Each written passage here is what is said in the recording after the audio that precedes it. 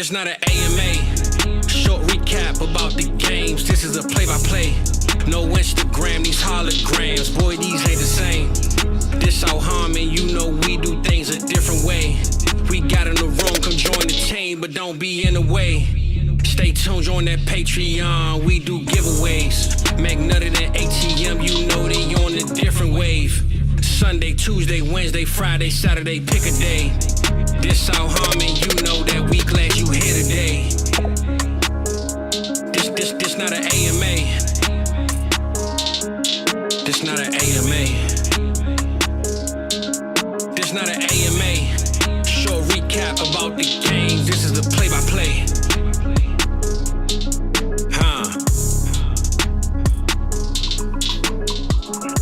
What's good, everyone? Week 13 Sunday slate is almost in the books. We have an overtime game that most of the country doesn't get to watch. So thank you, network broadcasting, for being pieces of shit and ruining it. You gotta love that, right? Come on, there's only don't get me started down a rabbit hole here, Mike. To start this off, come on. I'm with you for the record, but let's just try to be gentlemen about this. Mike, let me ask you. Fuck them. How'd you feel about today's overall 1 o'clock and 4 o'clock slate, which we're going to cover today? That was a good set of games. We had some nice fantasy scores, some nice performances. We also had a few duds. You're always going to have those mixed in. And most importantly, Eagles got the victory, man. Go into Baltimore, beat a really good team. Boom. Saquon Barkley, MVP, Adam. I like it. We're both rocking Eagles jerseys today. Hey, I got a Saquon one yet, but Saquon's on. Ben's on to something. This ain't an AMA, as Fizz will say. I think it's in the intro. I think I might have heard that somewhere before. I don't know for sure. Mike, what do you think? You want to start off with let's start off with your Ravens and Eagles game. What do you think? Let's go, man. It's a rare one. We start with the 4 o'clock games. You know what I mean? I know. Well, what I was going to say about it was I noticed, especially at the 1 o'clock games, Mike, and even at the 4s, frankly, that we had a lot of games that they kind of hand chose between Thanksgiving and that. Because, I don't know, it was a great week if you look overall, but I felt like there was only a handful of games I was really focused on. We'll get into some of them, but when we get to the 4 o'clock game, this was the game that everyone was, I think, anticipating this week, and I'm not going to say it disappointed, but it didn't quite have the home run hitting that maybe you were hoping for if you were, wanting some crazy fantasy points out of the game. No, it was interesting. Ravens sometimes have been a sieve on defense this year. Eagles at the early part of the year were a sieve on defense. Both look like they've really shored that up here as of late. So it was a real slugfest led by the ground games, and Eagles ground game prevailed. Saquon Barkley, MVP. Lamar up here on the hologram wasn't having a very good game until it kind of got to garbage time, to be honest. I mean, he had a real long run there, I think like 39 or 40 yards, and then a passing touchdown to kind of garbage time point him up a little bit. So good for him. He's still going to finish, top 5 quarterback on the week? Wasn't. Yeah, Aiden O'Connell was outscoring him, with the game already pretty much over. So yeah, what's crazy, though, is to your point, if you look, there was a quarterback scoring was great this week. 1, but 2, even with all that, even if you feel like Lamar didn't do what you were used to seeing, what'd you just say at the end? It's just today for me where Lamar was just crazy. Considering you're like, all right, this is going to be one of Lamar's letdown games. Maybe I'm playing against him in a big money league, and it's like, no, it won't be, not even a little bit at all. Fuck no, not today. No, fuck no, not today. Zay Flowers, I thought, was on his way to having a big game. The Ravens were really exploiting the Eagles cover 4 there early with the crossers. Yep. They did a good job they put him on Isaiah Rodgers' side of the field. They were like, we ain't going to Quinion. All right, first off, we go to Quinion. That's a bad idea. They went to the other side, and it looked like Zay Flowers was in for a monster game. But I don't know what kind of adjustments they made or if he got lost in the game plan, but he kind of went MIA there for a while. Sure did. And he's going to finish with double-digit fantasy points, so you always like that as a floor. Sure. But it looked like it was going to be something special, and it just didn't. It started that way, yeah. To your point, there was in the first half, especially, the Eagles could get absolutely nothing going. Saquon ran the first play, and then this offense went MIA, but kind of at a certain point in the second half or first half, it shifted, and that momentum swing was huge, especially for Zay. It felt like he just never capitalized on the early chaos he had. They had a holding penalty, which he drew by kind of, giving the old shoulder shrug to make sure he sold it. And then next play, he got a huge bomb catch. You're not going to be mad about it, but I think to your point, you were looking like licking your chops like, oh, here we go. Zay Flowers blow up. And it was a solid game, but not anything to write home about if you're, if you got him in fantasy. Yes, sir. Yes, sir. What about Derrick King? Henry didn't score. Derrick Henry didn't score a touchdown. Breaking news. We have, he's back to normal, man. It's just a regular ass King Henry. Just a regular King Henry. It's just Henry. You take away the King. It's Henry. 1 week. Not King. Just Henry. Prince Henry. Prince Henry. He was fine. Yeah. I mean, he's always got a really nice floor, but I mean, we've kind of seen this off and on throughout the year. Game script dependent. I mean, it really is going to be game script dependent, and he got the touches, man. I mean, he's going to have over 20 touches on the game if you factor in his 3 receptions too. So 22 touches on the game. Mm-hmm. He got the touches. It just Eagles are pretty stout. I mean, they actually are. That's not me just blowing smoke up your ass because I'm a Eagles fan, but you are, but that's not why, right? Running up the middle versus Jalen Carter and Milton Williams, who's been a real nice surprise. That's a tough ass, man. Eagles got a real nice defense. So let me say this: okay. Mark Andrews, the catch he made, it looked insane. That first touchdown he had. Mm-hmm. I say though, Mark Andrews, nice rebound from the super panic mode. We're gonna look up at the end of the year. Mark Andrews is probably gonna be a top 5 tight end. He's gonna. Well, here's the thing: if he's not, he's gonna be to the point of warp, right? He's gonna be he's gonna be giving you damn near exactly what a top 5, 6 tight end is in warp for sure. So, if you panicked, I don't know what to tell you. I'll say, to tell you the truth though, if you panicked, what were you gonna do? Like they act like he had leprosy at a point, Mike. Like you couldn't sell him for anything. Here's the thing I'm gonna say. Right, because we've seen it now back-to-back years. Both him and Tony Pollard suffered that crazy hip drop tackle fractured ankle. Right, yep. Both of them made it back for the start of the next season, but we were all panicking. Tony Pollard last year, and then towards the end of the year, he started looking like the old Tony Pollard again. He was putting up fantasy points and looked good, and he parlayed that into a big contract with Tennessee. Mark Andrews, same story now, same story, different year. So maybe, just maybe, like the next person who suffers one of these, hopefully they've gotten this shit out of the game. It's going to take them a little bit. That next season when they do come back, man, these ankle fractures aren't fucking around. Like we've seen it now. I think there's a good enough history on it to say, all right, I'm going to kind of fade this guy in the off season, right? And then maybe by like week 6 or 7, I'm gonna get back in on him. You know what I mean? When everybody else is shit on him. Mark Andrews is dead. Tony Pollard's dead, etc. Let me ask you right now with the other side of the ball here, Mike. So the Eagles without Devontae Smith, do you have any concern for him this season? Like, do you think this thing's going to linger, this hammy? I hope not. But these hammies are a tough one. I mean, sometimes they can be brutal, man. We lost a lot of good soldiers this year to hamstrings for far too long. So, dude, no bullshit though, right? One. Yeah, a lot of good. Went down with the hammy, got him this year. So whoa. Let's pray. This is gonna be a good one. Yeah. Hopefully that wasn't a ghost who was telling us to fuck off, because might have been gonna get us. What did you think of Jalen Hurts today? Let's talk about your Eagles. He's solid. Fly, Eagles, fly. Listen, Jalen Hurts is going to finish somewhere around QB1, probably just outside of it. Looks like right now he's behind Jordan Love, but ahead of Jared Goff.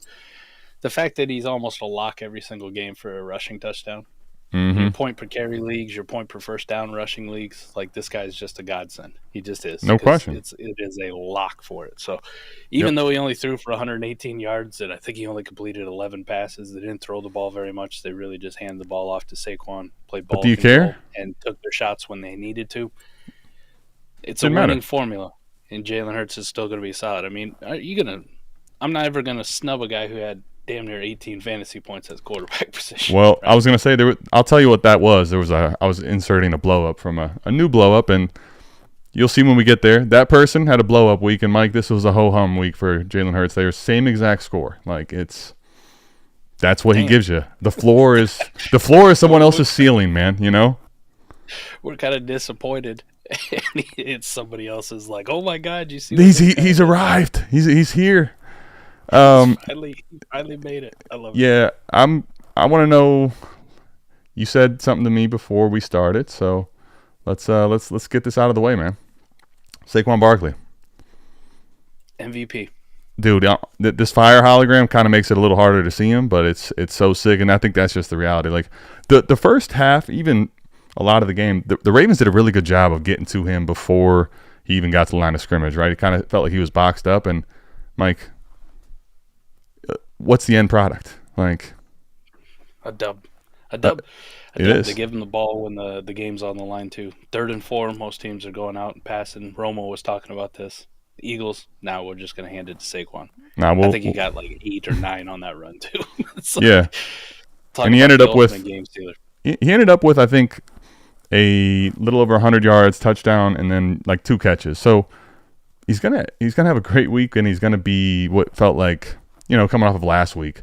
He was bound to disappoint if you were going to judge him off of last week, for the record. So speaking of for the record, that was to let the record show, but he also did set the record last week too.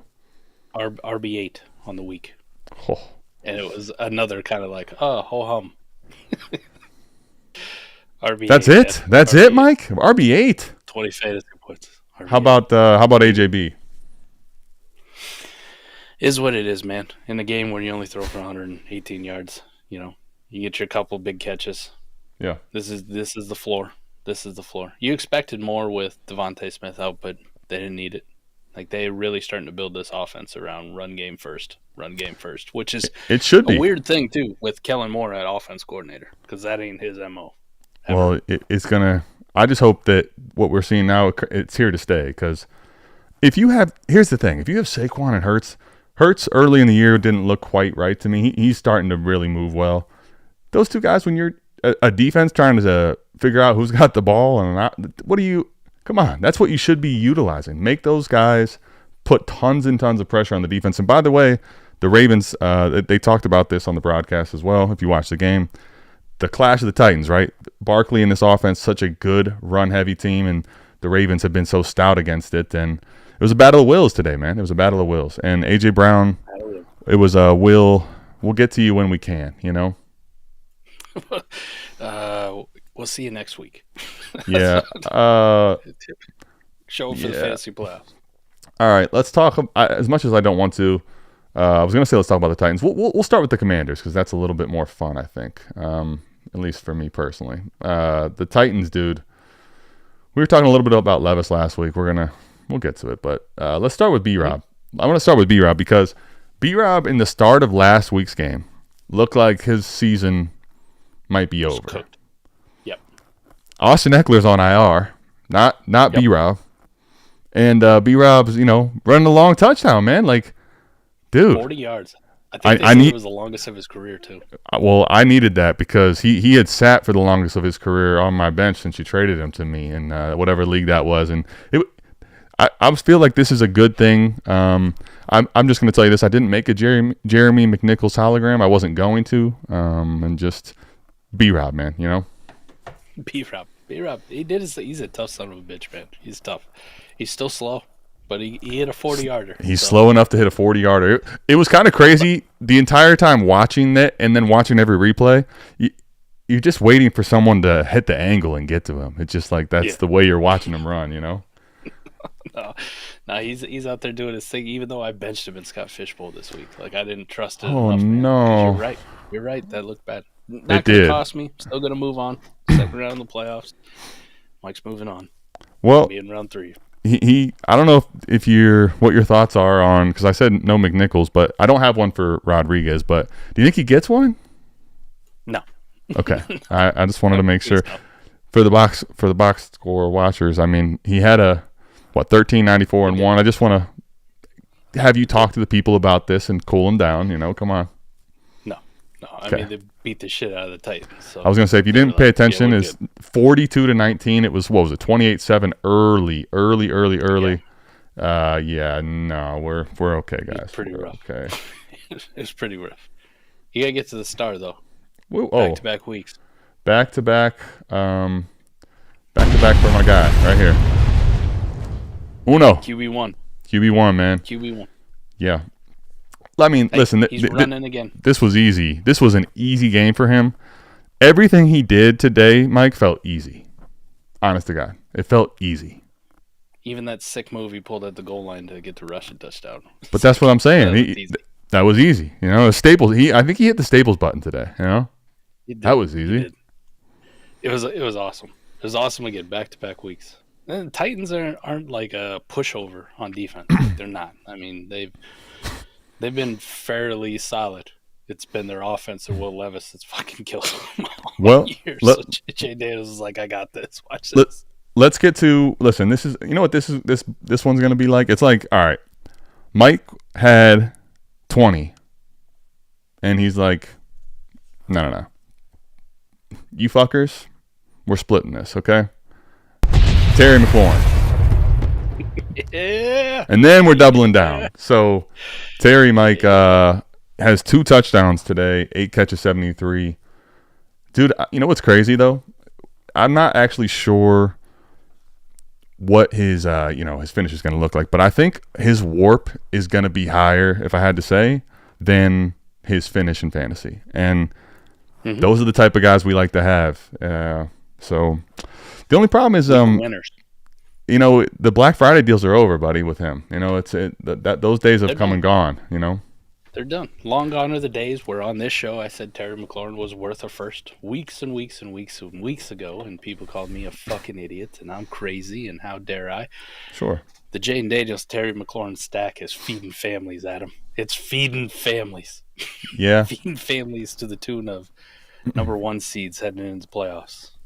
What up? You're not wrong. What up? Feels good. Scary Terry.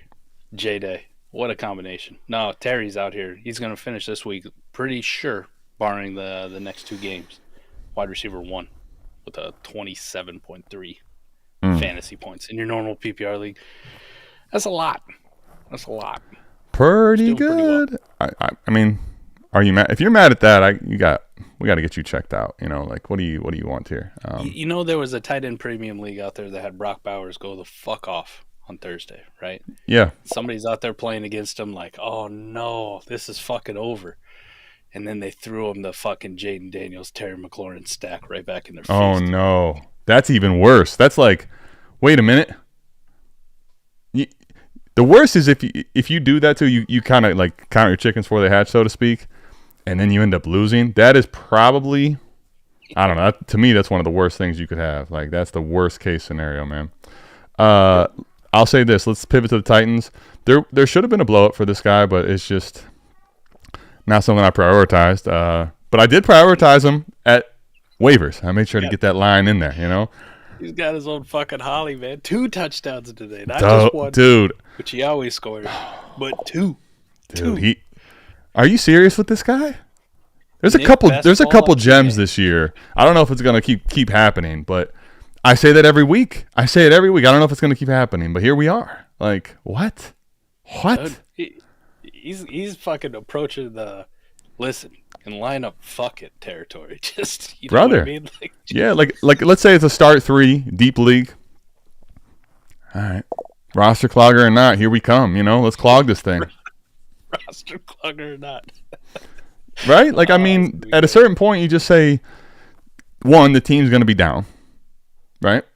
2, Will is going to do a lot of things out there, okay?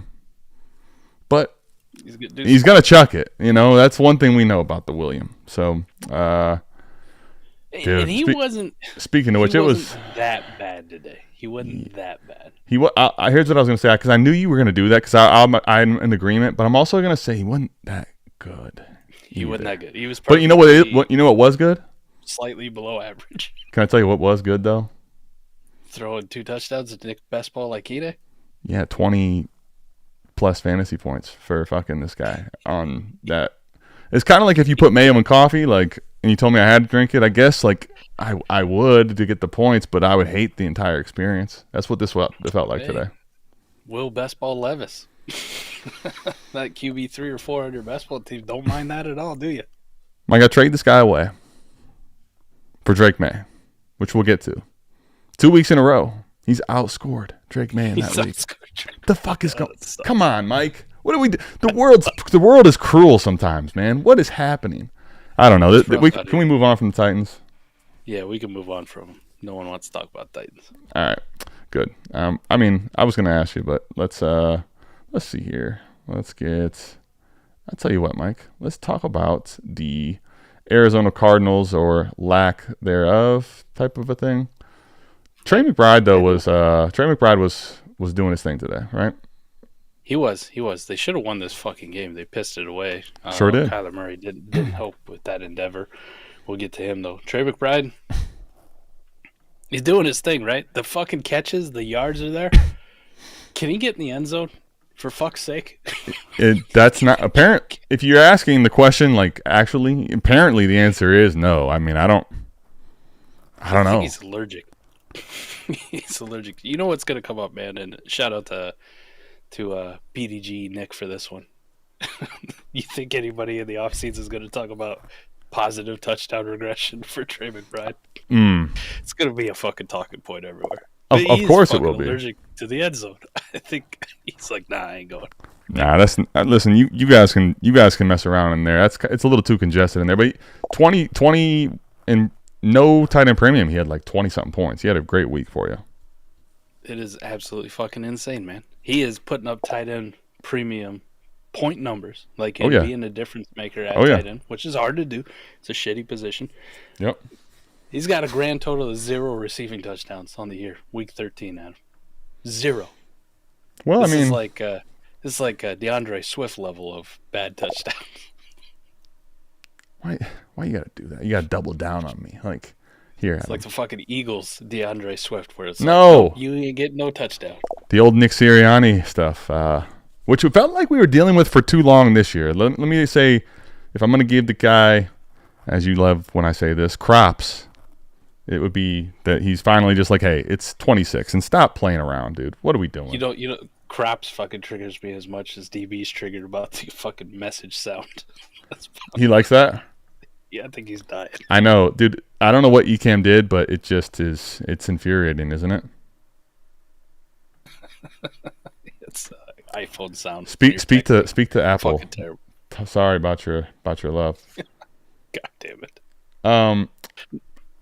What about? I was going to ask you. So Harrison had the touchdown, right? But yep. Where are you at with Marv right now? Today's performance, and then just like, I'll tell you. I was talking to. We have family over, right? So, kind of explaining the fanatic situation to them, and it's kind of interesting to think about how in the early part of the year, like this dude's like, no, I'm not even messing with jersey sales with you guys. Like he was in that different type of stratosphere.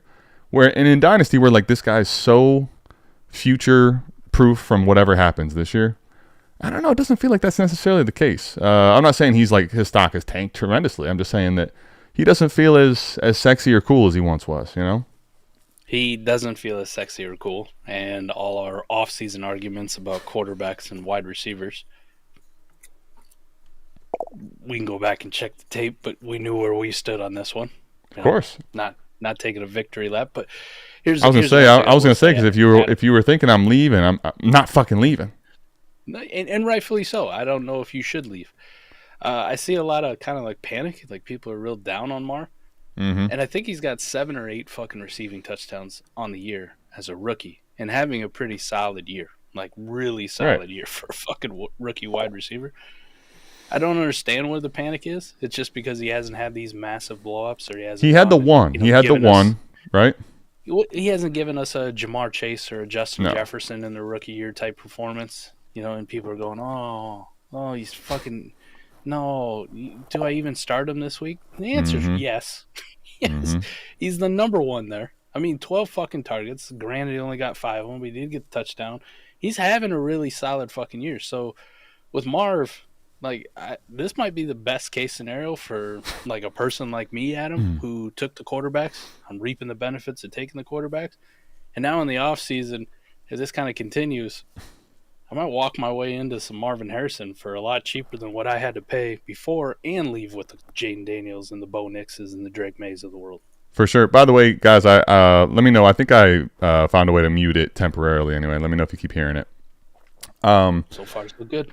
Yeah. Speaking of which, I think the annoyance of that sound is kind of like what I think dynasty managers have with Marv. They just won't admit it. Like, I think a lot of people that took Marv thought they're getting a dynasty cheat code because he's young and he was going to be one of these elite producers, right? And I'm going to ask you, if you have him on a contender, what is your play? Do you just hold? Do you think he's fine as he is? I'm not saying you have to do anything. I'm just curious. On a contender, you're really making a push here. What your thought process is with Marv? I'm going to go look at what the old our friends Keep Trade Cut has to say about these. Ooh, we bringing our friends back into this? I love this. I'm bringing our friends back into this. Dynasty rankings, how far has he fallen? Right? Because here's the problem. Ideally, this would be the prime candidate, this type, where the production isn't necessarily matching up to the price. But I got a sneaky feeling it's actually the other way. Like, he has solid enough production, and his dynasty price is too low. Wide receiver 8 had him.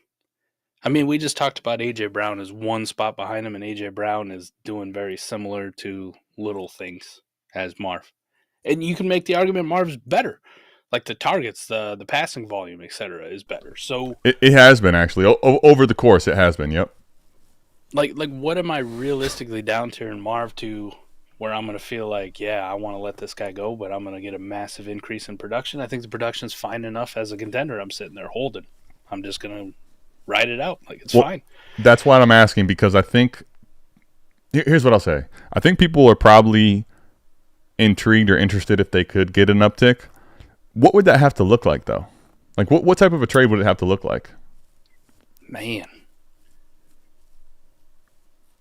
I mean, you'd have to get into something like a JSN, a George Pickens, and, we're talking a first plus, to be honest. Like a first plus. And then I got to be able to use that first and whatever plus I get as a contender to go actually know that I can go get something. Some people's trade deadlines are going to fucking expire tomorrow at 11:45-ish Central Time, just so you guys are aware. If you got a week 13 trade deadline, that's when sleeper goes. You're done. Kaput. So, yep, I mean, for sure. You don't have a lot of time in some of these leagues. And if I'm going to make that move, I got to make sure that I can actually move that piece for something. This is one that I've seen talked about, seen done.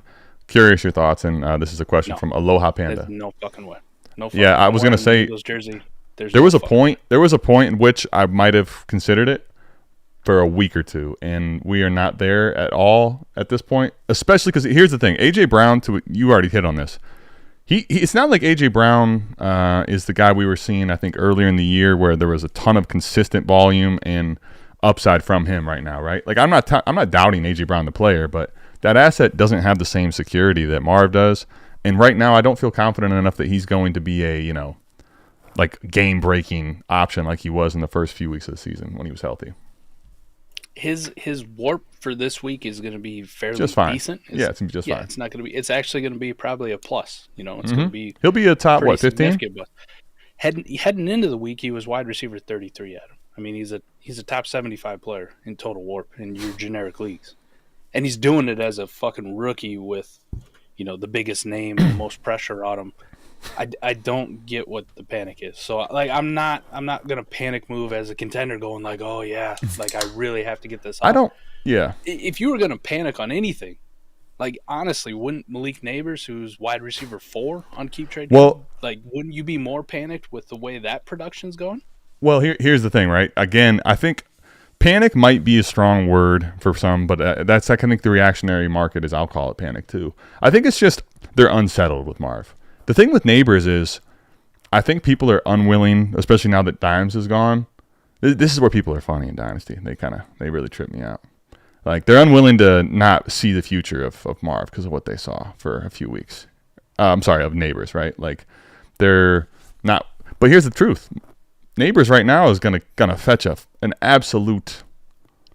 He's gonna cast a wide net. You're gonna be able to get almost any type of a player you want with a guy like Neighbors. You bring him to the table. I get the upside of the future for sure, but I'm just saying if you were trying to actually get like 2 players of legit production to go win, Neighbors probably would give you. I think Marv could too, but Neighbors probably does command more in a trade. So, like the best play. I mean, George Pickens is outperforming him in WARP. So I guess if that was the play, if you want to look at WARP per game over the last couple of weeks with this JSN, that's why I brought those 2 names up. Here, what about this? Those are the couple guys that I would. BTJ over it. Marvin Harrison. Someone says. Not sorry. I don't. No. Not for you. No, I'll pivot every BTJ share I have, and I love Brian Thomas. I'll pivot every fucking one of them straight up for Marv. Let's do it immediately. Yeah. Fair. And real quick from this game, let's just finish this out. Give Marv a nice little segment there. How about Kyler today? Nice head down after throwing that pick, huh? He had moments of like Kyler being really good. And then he kind of. There was moments of love, and there was flashes of light. He's so inconsistent this year, bro. So inconsistent. At the end of the game, he just shit the bed. Like bad decisions, bad throws. Dude, that throw at the end, he's got the head down. Like his confidence to me wavered too. Yeah, I hope this isn't like man. The fucking Vikings are a good team and a good defense too. Bro, they're 10-2. It's so hard to see that and believe that, you know. Yeah. I mean, it is a very, very good defense, and he had him on the fucking rope. It's so funny that it's Cardinals and Kyler we're talking about. The Vikings are who we thought they were. They are. We let them off the. But you know what? Here, let me ask you this, because I think people want to know this anyway. And listen, I'm not gonna deny them of their Sammy Darnold blow up. That's great. Mike's favorite time of the year. It's the most wonderful time. JJ McCarthy is going to be the Viking starter day 1 next year is the weekly question we start to ask now, Mike. Is that true or false? Yes, it's book it. Even in a game where fantasy points wise he looks good. Dude, what did Darnold finish? He was outrageous. He was in elite territory when I looked a minute ago. He was up there. But no, Sam Darnold still fucking sucks, man. I'm sticking to my guns. He is a worse version of Brock Purdy. Like, wow. I'll tell you one thing. Mike, what's amazing is Purdy every day. Mike has never, ever vouched for Brock, though, right? The one thing is I've actually seen the other side of this argument. I've seen Mike defend Sam Darnold. So this one I feel like has to hurt because Sam thought you and him were guys. Like, that's my guy. No. He just called you a worse version of Brock Purdy, Sam. How's that feel, huh? How's that taste? Dude, this is tough. He's going to be out of the fucking league in 2 years. Okay, but here's the question. That aside, do you think he will be able to replicate this and win people titles this year? There's a possibility. He's also very likely to fucking lose you a title if you rely on him at the wrong time. Let's just say I haven't seen enough out of him to feel good about it. If I have to start him in the fantasy playoffs, which are coming up, Adam, we're fucking 2 weeks away from this shit. If I have to start Sam Darnold on a team in the fantasy playoffs, I do not feel good about it. Ruckus, I meant to put this as a disclaimer. If you are on some kind of illicit drugs like mushrooms, holograms do have a tendency to, spice things up a little bit. So be careful out there. It is also not the easiest of fantasy playoff schedules. Falcons next week, Bears, Seahawks, Packers. Yeah, so, okay. Here's my question to you now. What about the rest of this team today? Well, they did enough. They were down. What about Jefferson? Speaking of Jefferson, he's I don't know. He hasn't been this Jefferson that's just weekly locked in God, on fire, set it, forget it. I mean, you're obviously going to set it, forget it, but more so he's a top 5 lock every week. He's not been that. Why doesn't somebody ask him if he thinks Sam Darnold's a real good quarterback? What do you think he would say? I think he'd give you the team answer. We're 10-2. Do you think he'd go neighbors on it? I think he'd give you the team answer. I think Jay Jets would give you the team appropriate answer. If you asked him in private, let's say you were boys with Justin Jefferson, I bet he's on the phone with him like, this motherfucker. This guy's fucking junk. Hey, Give me Kirk. Speak to him, Chris. Listen, somebody has to be there. Somebody has to be the reason. Thank you. It's normal. I'm normally not the voice of reason for anyone, but here we are. Fizz, I had a feeling Fizz was going to do this, regardless of what happens for his add a son. What about it, son? This is why I say you roster construct around a guy like this, because you can't fucking rely on him. I mean, you can rely on him to be exactly who we thought he was. Yes, you can rely on him not to replicate last week or the week prior. Exactly. Again, like that's what you can rely on. You better keep playing him. Like, that's all I can say about him. You have to just keep rolling the dice. It's a true dice roll with him. I think the most disappointing one, Aaron Jones. I was just gonna say, touchdown pass in the end zone, had a fumble, didn't do shit on the ground. Like, come on, Aaron. Aaron's fucking, he's ruining it. Maybe he's getting out the bad shit, before he explodes in the playoffs. That's what I'm gonna roll with. All right, man. I'll tell you one thing, Mike. Outside of like Sam Darnold, he's a loyal guy. Like he's gonna stick with you through thick and thin. I love that about you. I really do. I have a lot of Aaron Jones shares because he was a guy that's kind of cheap, right? So like he was dirt cheap. It was honestly ridiculous how cheap he was. Like, I was getting him in the 9th and 10th round in startups this offseason. 10th round. It was such a bad week, though. You were better off starting Zach Charbonnet. But that's okay, because I'm never going to start Zach Charbonnet. Like the only way I'm starting Zach Charbonnet is if you tell me Walker's not playing. Fine, we agree on that. Everybody here. Outside of that, 26 ain't going in my lineup. I'm sorry. Sorry. Is that fair? Am I wrong? I don't know. No, you're not wrong. You're not wrong. Speaking of, let's talk a little KW3, or what do you like K9, right? I like K9. I don't know where the KW3 thing came from. Well, I knew that you wanted K9, so I'm like, all right, let's give him what he wants. Let's talk about K9. What do you got? He was disappointing as shit. Yeah, he was. Sharp's got the touchdown. Is he? Let me ask you a question, and I know I keep asking you to let me ask questions, but is he starting to come a little more to earth right now? He's starting to get to that Travis Etienne territory. I feel like there was a point. It doesn't feel that long ago. Now this season is kind of as Fizz would put on his show, the marathon, not the sprint. Feels like not that long ago, Mike. This guy was, really claiming his stake like he was the once RB1 overall. Yes. Are we getting back to the old? Oh no, not this thing again. Like, talented runner in between the tackles. Love the guy, but his production starting to scare the shit out of me, man. It's starting to scare me. It is. Here's the big thing that's really kicking him in the balls, right? Okay. When they can't get the running game going. Early in the season, we were marveling at the fact that he had such good passing game usage.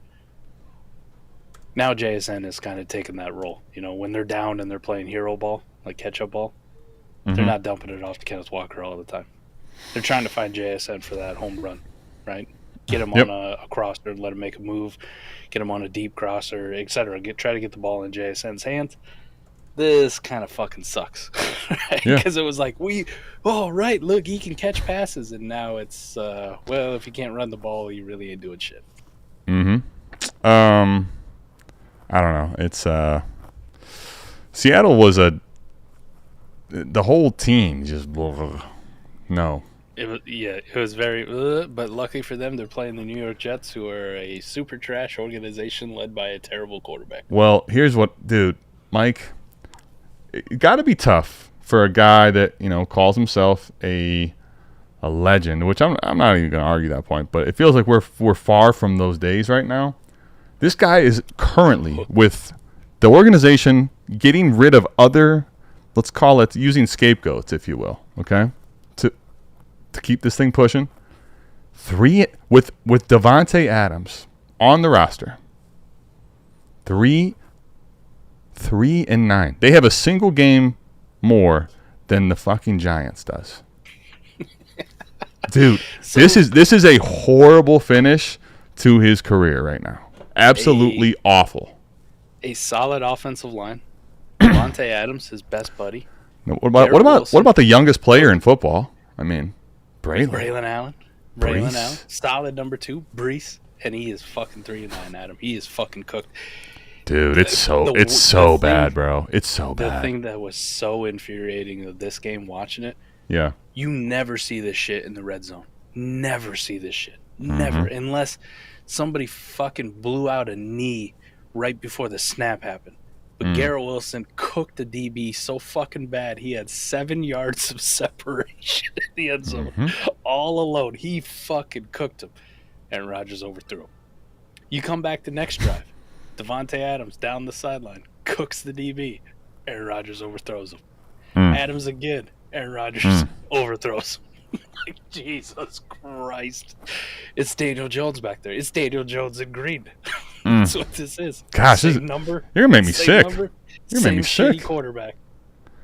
Dude, it's pretty bad. Like, I mean, what do you do, honestly, if you're the Jets right now? Like, you're so... They feel like they really committed and put all their eggs into this basket. Honestly, like, even on the emotional side. Like, everybody was so in on this thing that I feel like they feel broken. Like, really, truly broken. You know? Fucking start Tyrod Taylor. Jesus. Well, I mean, okay, for the short term, sure, start Tyrod. I'm asking, what do they do? Like, dude, whatever quarterback goes there next year is fucking cooked. Like, they're gonna be cooked. I honestly kind of feel bad for him. Like, Aaron Rodgers, it was kind of fun. It's so bad now. The other thing too was this is a game they pissed away. Like, they actually started well and they just kept letting the Seahawks bleed it, and then all of a sudden, they're going to lose again. They are going to find a way. It's so bad, dude. So if you watched Receiver on Netflix this offseason with Devontae Adams saying, "Get me the fuck out of here," how bad Jimmy Garoppolo was. He left the same situation in Vegas with this same shitty quarterback. But at least this one's good friends with them.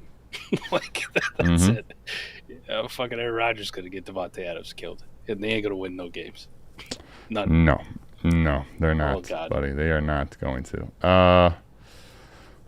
Buddy. It's rough out here. Let's go. All right, let's go to a different game here. Let's try something out here. Let's see if we can get. I think we can. Why shouldn't we be able to? How about the Panthers? Let's talk about old man Thielen. Old man Thielen he should have had 2 fucking touchdowns. But, should have, right? Apparently these NFL rules on what's a catch, what's not a catch, what can be overturned, what can't be overturned, still baffle me. They definitely become subjective. You know, that's what I think. Like, it's they've become subjective. He had the game tie-in touchdown. Well, the go-ahead, what should have been like the fucking we're gonna win this thing, and he had one earlier in the game that they overruled for some fucking terrible reason. Adam Thielen back cooking, man. I don't know so much if it's Adam Thielen or the fact that he's just trusty, but Bryce Young these last couple of weeks is just fucking balling. Mike, trust me when I tell you, I know. I finally traded both Levis and Bryce, and for 2 weeks after I've traded them, it's like these guys are newfound men. I mean, this is... I don't really believe that I have that much influence on anything, but I'm starting to believe I can actually, like in a negative way, if I have your jersey or you in certain fantasy leagues, like your career is in jeopardy. I'm not saying it's for sure, but it's hanging in the balance, man. The balance, dude. Bryce Young. I mean, look at this guy, huh? He is playing so well. He's so well, and I love to see it, man. I love to see it. I sat on this show and defended him when he got fucking benched and he was playing fucking terrible. We talked about Andy Dalton after his people thought we were going to actually scrap. We were going to drive and fight each other that day, you know? Dude. This is why I say with a lot of these young quarterbacks with fucking talent, sometimes you just need patience. You just need patience, and you motherfuckers out here don't have it. You don't have it, and I try to give it to you. I hope you fucking listen. I hope you listen, because he is fucking playing out of his mind with a terrible organization. Well, not very good weapons, there you go. Not a good offensive line, and he's in spite of that, he's making fucking dime throws and leading his team and putting them in games that they shouldn't even be competitive in. Okay, but here, what you said there is the reason of which I was actually like, I would have probably bought in more if there was really like a super dip. But the reason I was concerned is the inept organization. Like, they did it for what? Andy Dalton. Like, if you're doing that, I was of the mindset that they're not even going to go back to him. They're going to give him Danny Dimes treatment. Like, they're cutting this guy loose. They're so pissed off because that made no sense. So What I think is really nice to see though is obviously competence is there now. He had really not looked very competent for many of the starts, but the thing, there's poise now. Like, it's not always there. It's still a young QB, all right, but you're starting to see the poise that he had at times when you watched him. It felt like forever ago in Alabama, where he makes plays, a couple, nothing crazy, but a couple on the ground, right? He improvises. Like, his progression since getting benched, which will be a theme here in a minute, we'll get to. Good. Let me ask you about the running back situation. Jonathan Brooks is going to need a hologram. I don't know that he deserves one today, but he's going to be getting more work, clearly. So 3 catches for 23. He had 6 carries for 18. What is your take right now on that situation and Chuba Hubbard? It's probably everything that we feared.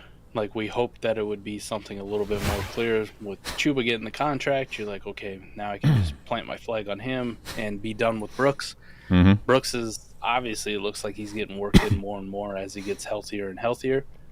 We'll kind of see how this shakes out in the end, but we may have a real messy backfield situation here. Like, this could be the Rachaad White, Bucky, Brooks kind of fucking deal. This Najee Harris, Jalen Warren thing. Like, insert whatever, like, backfield where you're like, we're gonna have to choose sides here pretty fucking quick. And the way it stands after this game, Adam, I don't know what side you really want to be on. Like, why they gotta do this to Chuba? Why they gotta do this? It's like, fucking, we're gonna pay you and then use you a lot less. Cause fuck you, whatever. Like, okay, thanks. Cause fuck them. That's why. Why? Cause fuck them. That's why. That's what it felt like today.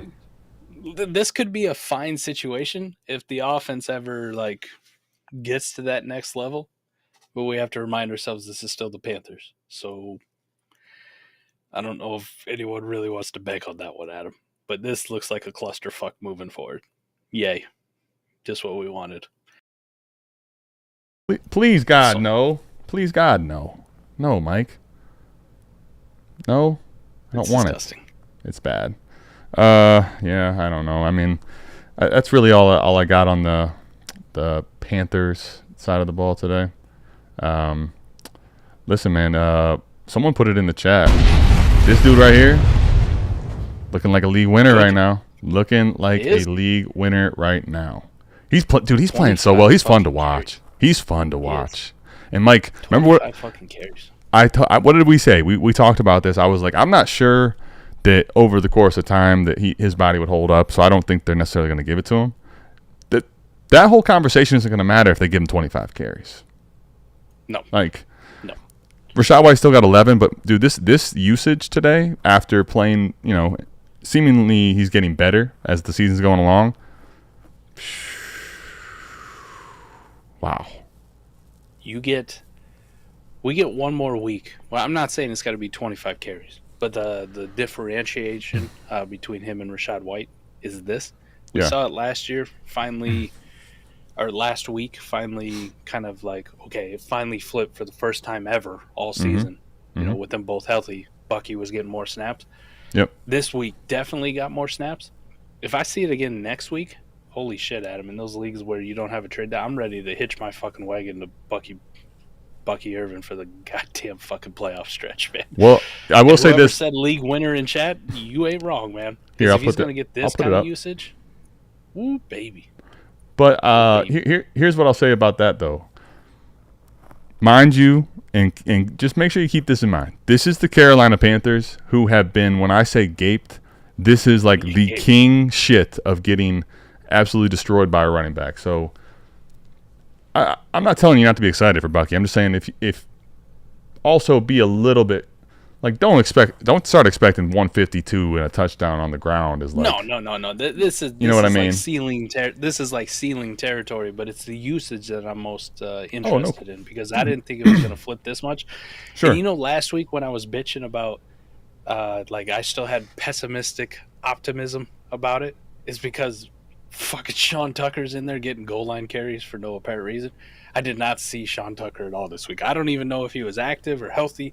Somebody can fill me in on that one. I didn't really give a shit, but I look at the box score and I see no Sean Tucker in the box score, so that's a good thing. That's a fucking great thing.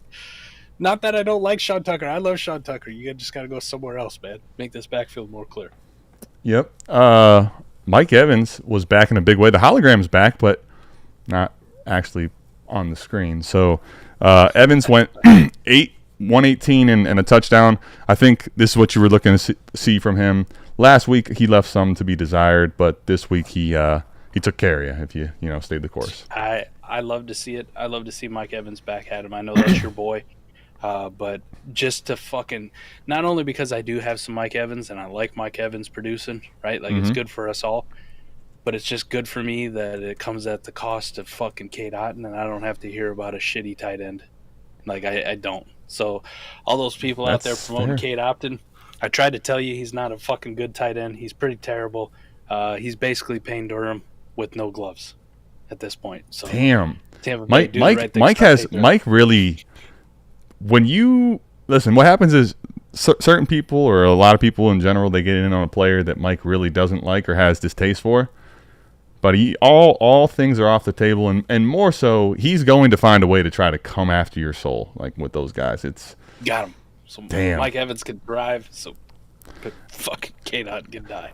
Baker, though, he threw 2 picks in this game, which gave the Panthers a chance to really actually win this one. So this was not a good Baker game even before he got injured, and then wasn't the greatest Baker game after he got injured, but he did enough to get the dub against the Panthers.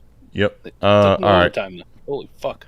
Yeah. Let's Mike, how about this? Let's talk about for the entire day. I think what was this game was crazy. This game was crazy, my friend. Highest scoring Bengals-Steelers game in history of this matchup. Let me ask you from this game, if you are the Pittsburgh Steelers, who have a really great football team this year, I think, the copycat league, I'm curious what your thoughts are here, where like this team has really been great on defense, and now there's film where the Bengals just absolutely took these guys to the woodshed, really, honestly. I mean, Slim Burrow, he's done it to a couple teams. He did to the Ravens fucking twice this year. Slim Burrow, from when I said, like, yeah, he doesn't really belong in that elite category, Slim Burrow's just fucking out here making me look like an asshole. So it is what it is. It is what it is. He's fucking chucking it all over the place and chucking it at a rate and putting up points. The reason the Bengals are not going to make the playoffs, the reason their head coach might get fired, the reason their defense coordinators definitely get fired, this has nothing to do with the offense and Joe Burrow. Like, nothing. He is not the fucking problem at all. He is playing really, really well, all things considered. You love it for fantasy, man. There's not too many quarterbacks on a weekly basis you would start over Joe Burrow, no matter the matchup. Steelers, tough defense, don't give a shit. Ravens, for sure. Tough defense, don't give a shit. Let's fucking start them. The T. Higgins, we'll put T. Higgins up first, and then we'll talk Chase as well. But the thing about it is, and this is one of the reasons I like Burrow for the rest of the season especially, was, dude, this team, they're still trying. They have no reason not to be trying because they have all these guys out there, and they keep putting up these performances. I mean, that game versus the Ravens, I mean, they're forced and only have options to just continue to have Slim Burrow chuck it. And I'll be honest, like when I look back at this game, T. Higgins' box score to me actually seems shockingly small for the usage he was getting. He is a giant part of this offense when he's healthy and out there. You saw him try to replace that earlier in the year with Yoshi Voss, with fucking Burton, with Trenton Irwin, Adam's favorite hero, deep waiver wire ad. If you know, you know why. That guy has a special place in my heart, much like Mike has for some of these players, just in a good way. Hey, healthy T. Higgins is one of the best wide receivers in the entire fucking league. The reason I want to put him up first, though, is because I want you to consider, though, what's happening right now. And the fact that they're not going to be able to keep T in the long picture, which is part of the reason why Burrow, to me, still dynasty-wise, I'm a little bit more concerned. But T. Higgins, say whatever you want about him, okay? I don't want – if you want to compare him to Chase and you have a problem with him versus Chase, fine. I think you're just being like dismissive though to the fact that there's a whole other NFL, and this guy's really good relative to a lot of players that aren't Jamar Chase.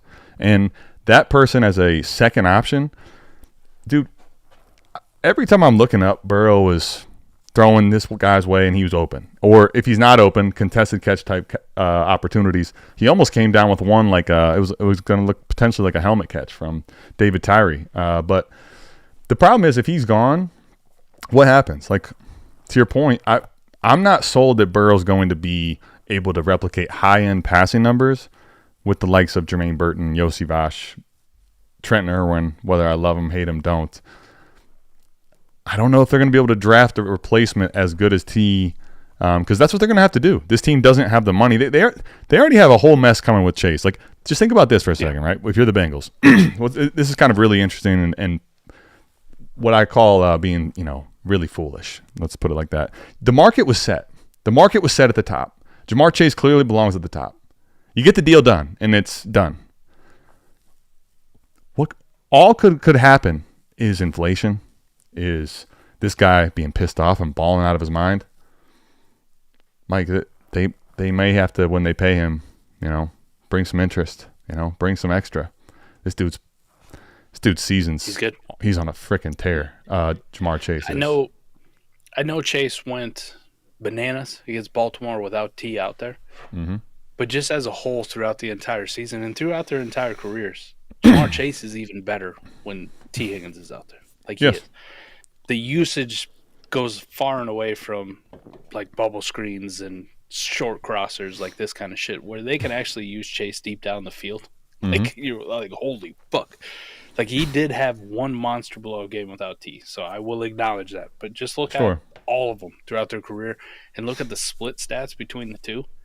Chase also really enjoys when T. Higgins is out there. So it is something that is kind of worrying, to your point, when T is inevitably gone next year.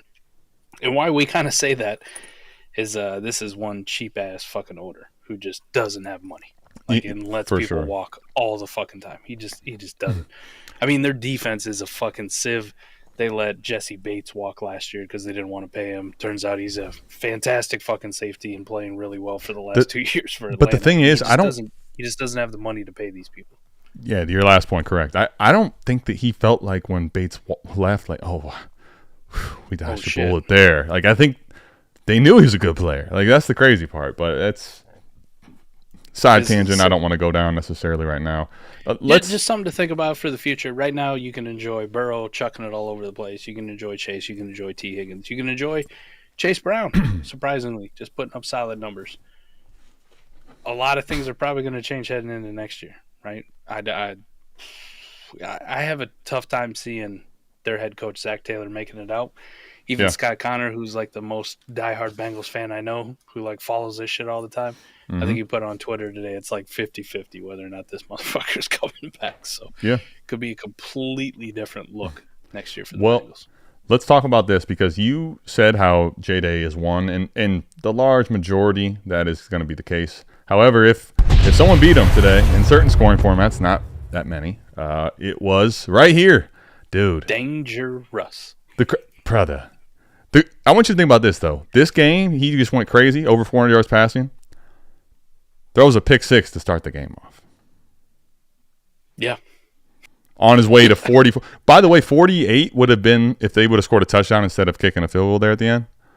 It would have been like only during Ben's entire career, there was only a handful of times they scored 48. Like, it would have been I just want you to picture and think about that relative to what the hell we've been watching lately with Tomlin and these guys. Like Rudolph, freaking Kenny Pick. It's been the who's of trash, and this guy is changing the passing element for them. What's really actually crazy too, obviously, listen, they've made the correct call. It was risky, but they clearly, I think, made the correct call for this season. There's no doubt in my mind. But what's also really good for this team, dude, when Fields comes in, even if he's running the football, that dude just, when he's fresh, he just comes in there and just blazes around the corner. Like he's like a freaking hammer at the end. It's like, what the hell? They're scary, man. They're scary. Russ did something today that I don't think I'd ever seen. I mean, he went over 400 yards at him, but he had 9 different wide receivers 9 different people catch the fucking football for over 20 yards today. 9. I think he might have done it in Seattle, but it was when it was like for forever ago. But also 9, maybe not. 9 is insane. 9 is insane. 9 is a lot. 9 is a lot. You look up, Pause. There wasn't a single person over 100 fucking yards, right? Like, you think if you're going to have a 400-yard passing game, you got like 150, 160-yard receiver out there somewhere. Maybe you got a Jamar Chase who went for like 260, something like that. Mm-hmm. No. Leading receiver, George Pickens, 74 fucking yards. 9 fucking people with over 20 yards receiving is nuts.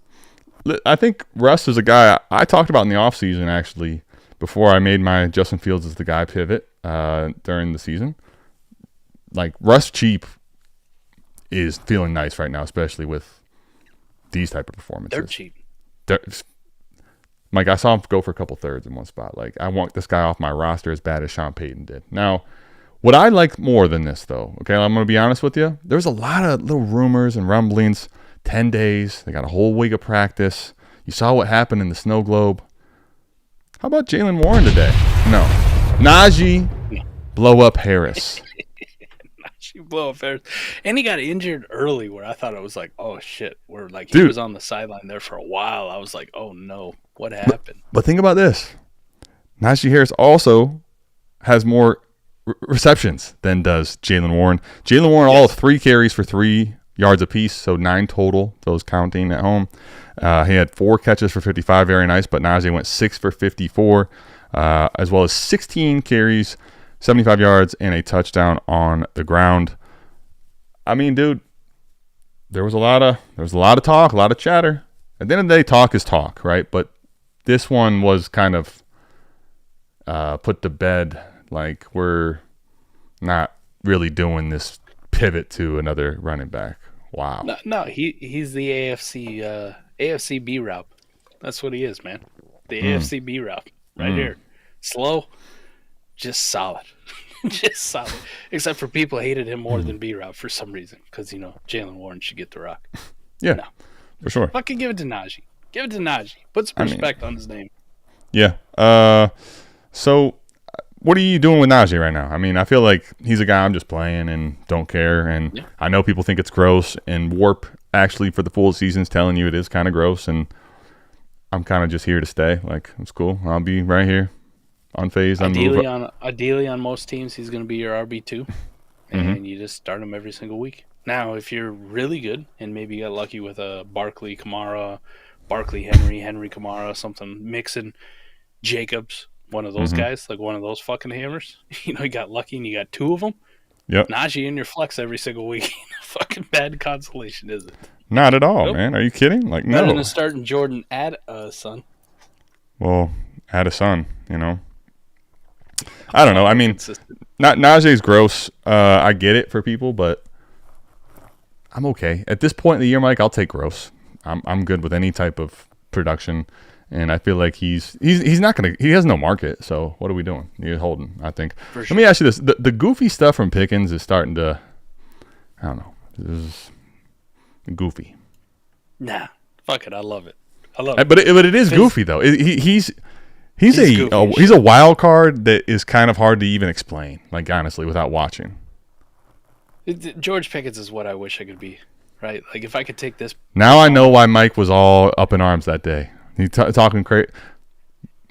I respect it. Like, if I could be Pickens, I would do it for sure. Yeah. I like that. Yeah. Like, if I was in the NFL, Fizz asked this question on Fizzle Friday one time. Go check out South Harmon Vibes' new YouTube channel.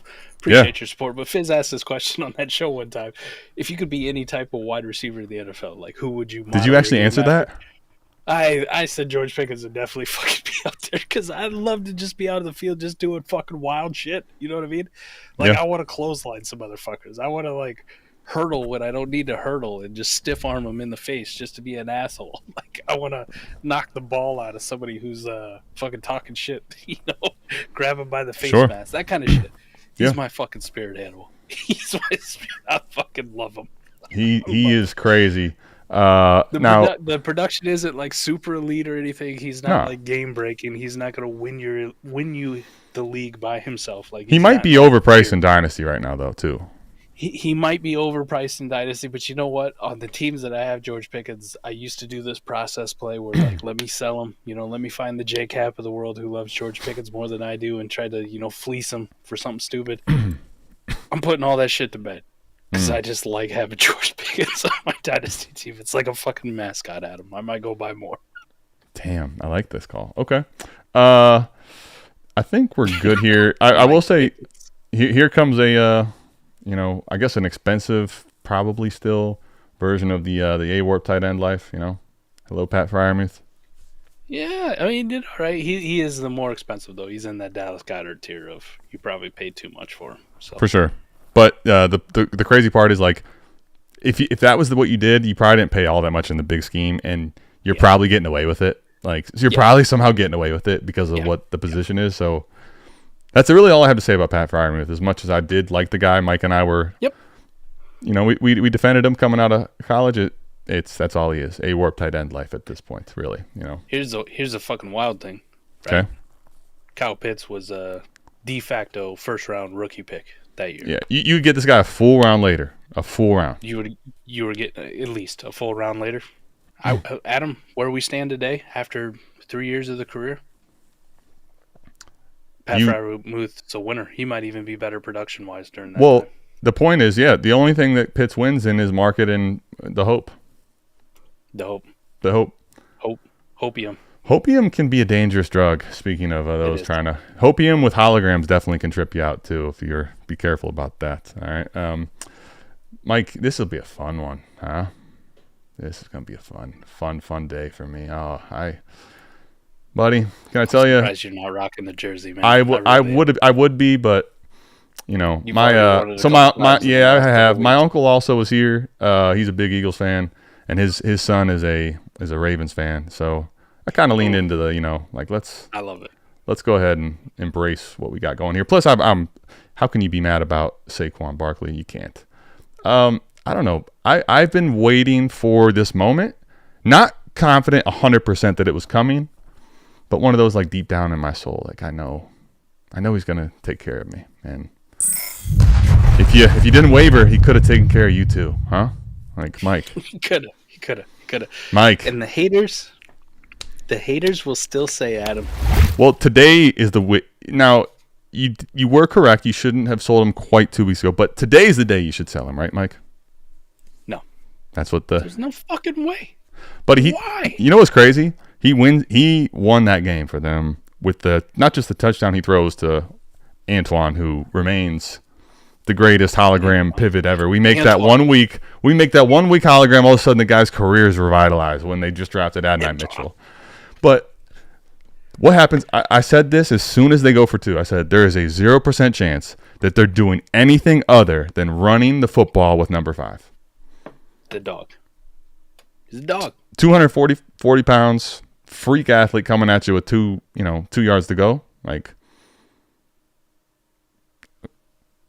I don't know. What do you think? I mean, it's the Patriots, so it's the Patriots, but it's the Patriots. The Colts aren't a very good team. They're still keeping themselves in the mix. Sure. But this is the shit we should have seen throughout the entirety of this season. We shouldn't have never had this Joe Flacco fucking thing, just like we shouldn't have had this Andy Dalton thing. But my biggest fear, Adam, talking about both these guys now that we can tie them both together, is that more teams are going to do this kind of shit, being like, well, it worked out for these two. Look how they played after they come back. It's still the wrong fucking move. But he's going to have growing pains. He's going to have a game like this where he goes 50% on his completion rate. He only throws for 100 yards. He throws 2 picks. But he also can throw the game-winning touchdown. He can also run in the game-winning 2-point conversion. He can convert on 3rd down. He can be a fucking half a step away from fucking breaking off a highlight reel run that's going to make NFL top 100 fucking plays of the year. And he's also has the ability in his arm where Antoine Pierce almost had another one. Like fucking 60. We might need to get Antoine Pierce a DJ Khaled sounder. Another one. Another one. This is what you want to see. Like you said, it's versus Patriots. It's still an NFL game. But for fantasy production points, right? Like what we're looking at, we're on this fucking show talking about, it's a 20 burger again. And it's a 20 burger from a guy who was 50% completion and only threw for 100 yards. if he develops, Adam, if, I'm not saying he's going to, but you can see why. Well, he's already starting to develop. To your point, I don't know if he's going to develop into a great NFL quarterback. I'm with you for sure. Right. But if he takes that next step, which, listen, we got to give him some fucking time, man. It took Lamar Jackson a long time. Like, there's still people who still doubt him. I'm not saying he's Josh Allen, but it took Josh Allen some time too. It took Josh Allen a long fucking time to get there. It took Jalen Hurts a long time to get there. Like, sometimes it takes some fucking time. You got to have a little patience. You know what wasn't going to happen? You know what wasn't going to happen? 5 wasn't going to come out here and be the most polished, ridiculously, NFL ready quarterback. Like, that was the whole concept. That was the whole idea. We already knew that. That's what I don't get. He wasn't going to be Jayden Daniels. Jayden Daniels was also like a 6th-year fucking senior. Sure. Transferred around, had a COVID year. The whole works. Jayden Daniels is an older prospect. He played a ton of football. Yep. Like, started as a true freshman. Anthony Richardson was not that. We knew he was going to take some time. We knew, apparently, the rest of the fucking Dynasty community didn't know because they panicked on him. Well, I think if you panicked on him, like, this should be the foundation of, like, this is what you expect as, like, kind of a floor. Mm-hmm. And you can see what it could be when he hits his ceiling. It's fucking pretty exciting, right? Like, if you're going to tell me that Jalen Hurts' level is his floor, right? Like, we talked about Jalen Hurts having, like, a ho-hum game. If you're going to be right around 18 to 20 points in fantasy, and that's your floor while you're still learning how to play the quarterback position, for sure. Holy fuck, Adam. Holy fuck. That's why the difference, though, for me with A-Rich and Bryce, which, by the way, Bryce is already – this isn't a negative against Bryce. It's more so saying I don't think Bryce, even while he ran today, carried the upside that A-Rich does. So that's why Bryce is balling his ass off right now. Yeah, this isn't – again, this is no shots to Bryce. This is more so saying, like, the A-Rich one to me was super intriguing. It's just that I already had him in a lot of leagues, and I went sniffing. Everybody that says they, hey, now's your time to sell A-Rich. You know what no one was actually really doing? At least that I saw, Mike. No one submitted trades to the trade show, the lab. No one was selling for dumb cheap. That didn't happen. That didn't happen. So, I don't know. I mean, sometimes I'm calling cap. You're going to re-roll in 2025 for Quinn Ewers? Yeah, Shador. Like that would you're Jesus Christ. Come on. I actually, listen, that's nothing against Shador. I'm just saying, like, you couldn't even have got that, though. Like, what do you, when he was replaced by Flacco, what was the sell low price going to be? Here's what I'll say about A-Rich. At this point, I think he's going to settle in as a guy that's like Fields, where the community is very split, right? But had Fields remained the starter in Chicago, which I know he wasn't. He got Caleb. We're not covering him today, but he had a great game on Thanksgiving. I get it, okay? But the upside still is if he ends up holding this job for even a couple of years. Let's just say that. Listen to the point of not developing. If he starts for 2 years, look at this game. These are the type of games that he has. The one thing about it for his warp, Mike, though, is that this week was a great quarterback week. Like, had he had this week in a different week, I think it would have been a little more like the shockwaves of that blow up would have been a little different. We already ran over, so let's just fucking talk about this. Ray Davis scored a touchdown, by the way, for the those of you still watching. 7-3 Buffalo in the Snow Bowl. Okay. Let's talk about A-Rich's position in Dynasty right now after this week. Yeah. For you and me. Right? We don't got to speak for everybody else, but our comfortability.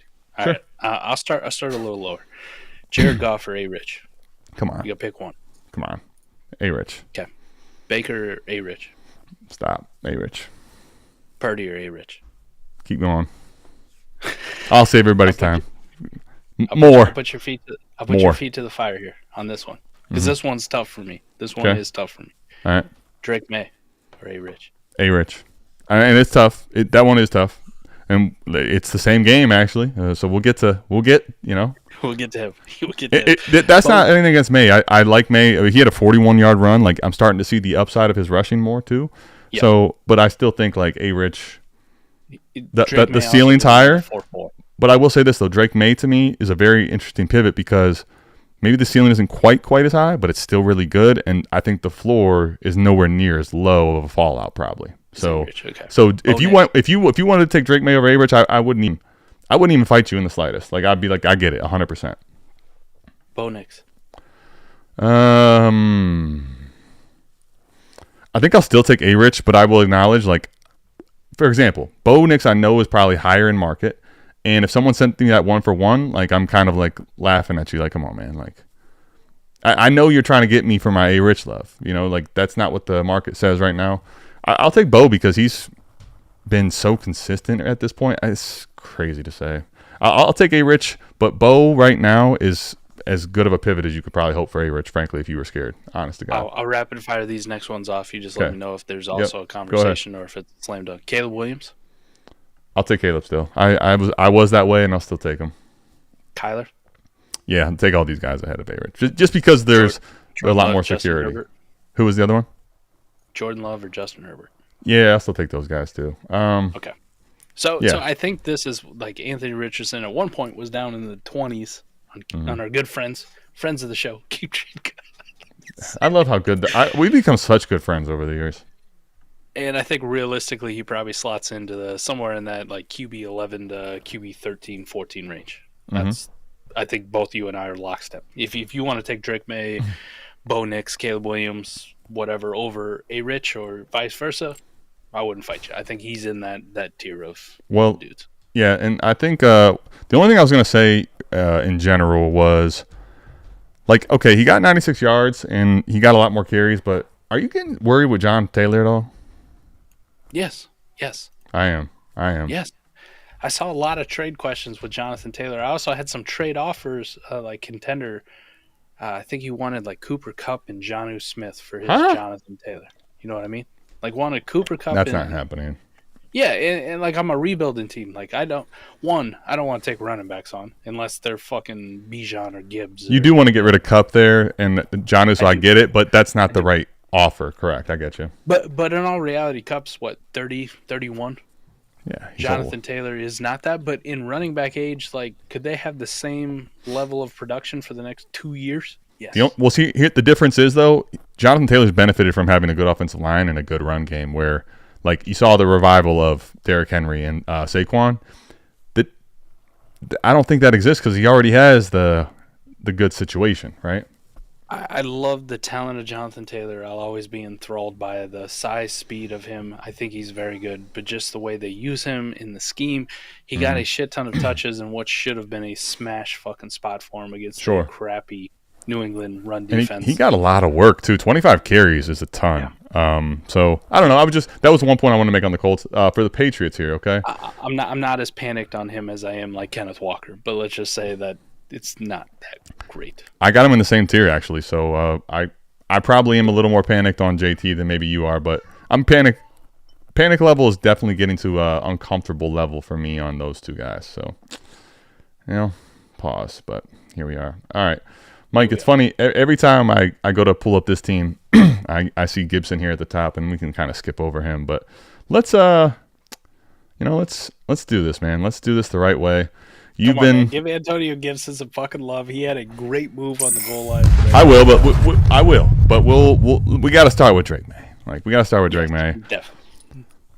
Unfortunately, like, that blow up doesn't, again, for me, feel skewed because I basically traded Bryce and Will Levis for him in a Superflex league, and it feels like, I don't know, it feels like I somehow right now, while I love what I'm seeing from Drake and still trust him more, I feel very limp on that deal. But Drake here's the thing about him. The rushing today, again, plus a guy that just, man, you see the talent with him. Just plain and simple. You see the talent with him every time he plays. Just fucking oozes talent. Where's DB at? DB, I know you can do the grades, and you've done a tremendous job. This was the one guy I didn't understand, and I would love to know why you didn't like him as a talent. I was always very high on Drake May, but it was probably that fucking shitter Ben Kirk or whatever the fuck his name is. You know, that like 6-string quarterback for the Packers who started streaming Madden, and then somebody was like, "Hey, we need your quarterback evaluations, even though they're shit." No, Frankie, we did talk about it brief. We did talk about it. He had a great game, and I said how if he you got him cheap in Dynasty at some point, like, you got to be loving it. Yeah. For me with Russ, I have Russ when in a league where Dak went down, Mike, and it feels pretty nice. Drake May, though, Mike, let me ask you your conversation. Same question: A-Rich or him? For you, I'm probably gonna go Drake May. That makes because sense. what I see with him doing, like, it's a lot of the reasons you said, but I'm also seeing him do this with fucking shitters, like just fucking turd burgers. Well, you mean line. Austin Hooper isn't that good, or Kayshon Boutte, or No. what about Kendrick Bourne, shitters. man? You know, come on. Just shitters. And I Can we stop calling him Pop permanently? This is me being that they're going to have a top, well, let's just call it, I mean, there's a lot of 3-win fucking teams, so it's kind of convoluted. There's a hodgepodge down there, you know.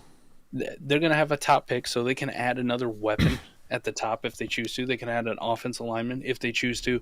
But they also have like $110 or $120 million in cap space heading into this offseason with guys like T. Higgins available. We'll kind of see like who else hits the market, who's available, who gets cut, that kind of thing. They can really reshape this offense in very, very quick and short order.